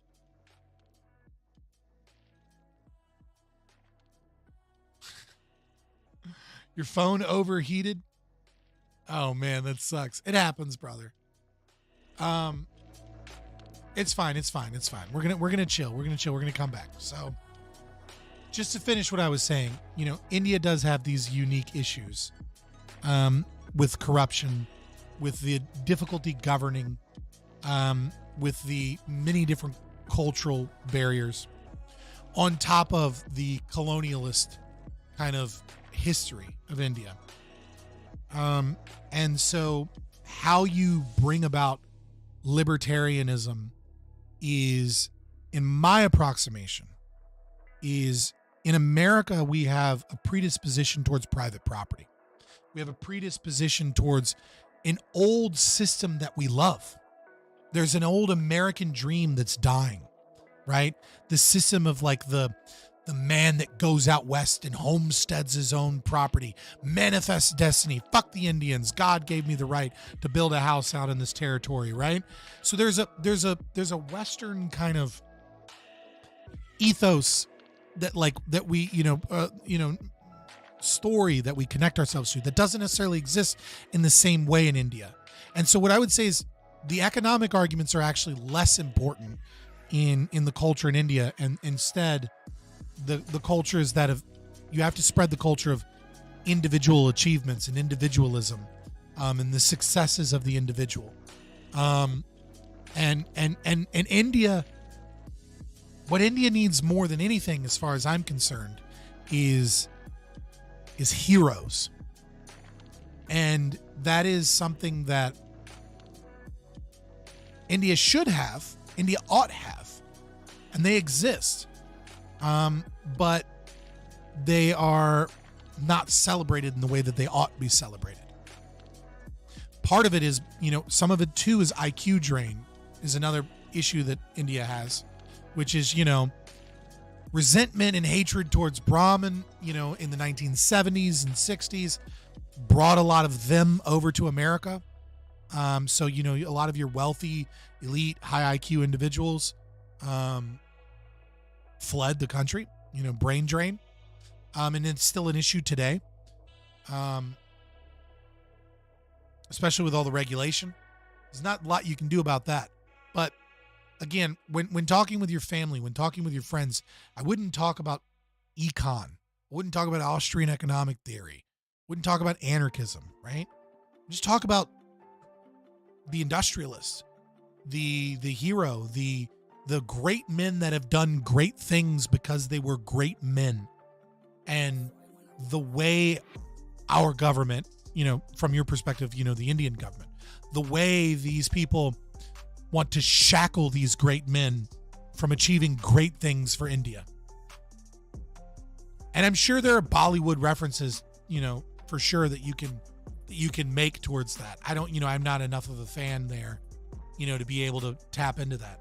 But I would say that, when speaking to friends and family, don't focus so much on the econ. Focus on the econ as a consequence of the shackles of a culture, a society, and a government that tries to hold back the greatness that each man ought aspire to. All right, I'm done with that rant. I was about to say, it has a lot of corruption. Scammers can pay the police, say their sorry ass. Yeah, it happens all the time. Man, I'm kind of getting tired. It's getting 11 o'clock. I did a lot today. So I was going to get into the Kinsella video, but we did have a lot of people had some fun conversations. Maybe we'll do a nerd day on Wednesday or something. I don't know. But if you guys don't have any other questions, I'm probably going to hop out of here. Please join the Discord. Look at those links I sent in earlier. And if you so choose, yeah, there we go. Become a member. It's only $3.99. You get some emojis, get some badges or whatever. If you don't want to, you don't want to. I wish the member would allow me to cut off ads on videos. They won't. You have to do YouTube Premium for that. I think that's dumb. But yeah, the only thing you can do is make members not go through your ad reads for pre-recorded YouTube videos. But even that is shit you can just skip past. It's not that hard. But yeah, if you want to support the channel, please do. Give us a like. Give me a like. Give me a follow. Give me a sub. But follow me on Twitter. Join the Discord if you want to have more conversations. A fun movie night Friday. I think if we can get more people to do movie nights, we'll probably continue doing them. Every other Friday or something. Yeah, StreamYard is rough for some stuff. Maybe later. But I'll see you around. See you in the Discord. See you guys in the future. Let me know in the Discord if there's anything specific you want to talk about, or if you become a channel member, if there's a post that you can do to let me know what type of content you want to see. But just DM me. Let me know in Discord. Let me know on Twitter, whatever it is. And I appreciate you guys for coming. And hopefully we'll see more of you guys soon. Monday, probably we'll do a Prime Guys. Or I'm going to try to anyways. So we'll probably be live to do some debates. So a debate panel on Monday. And I'm trying to set up some stuff with, I think it's Honey Badger. Talk about some men's rights stuff with some game and VR nerds. So it should be fun. Love you guys.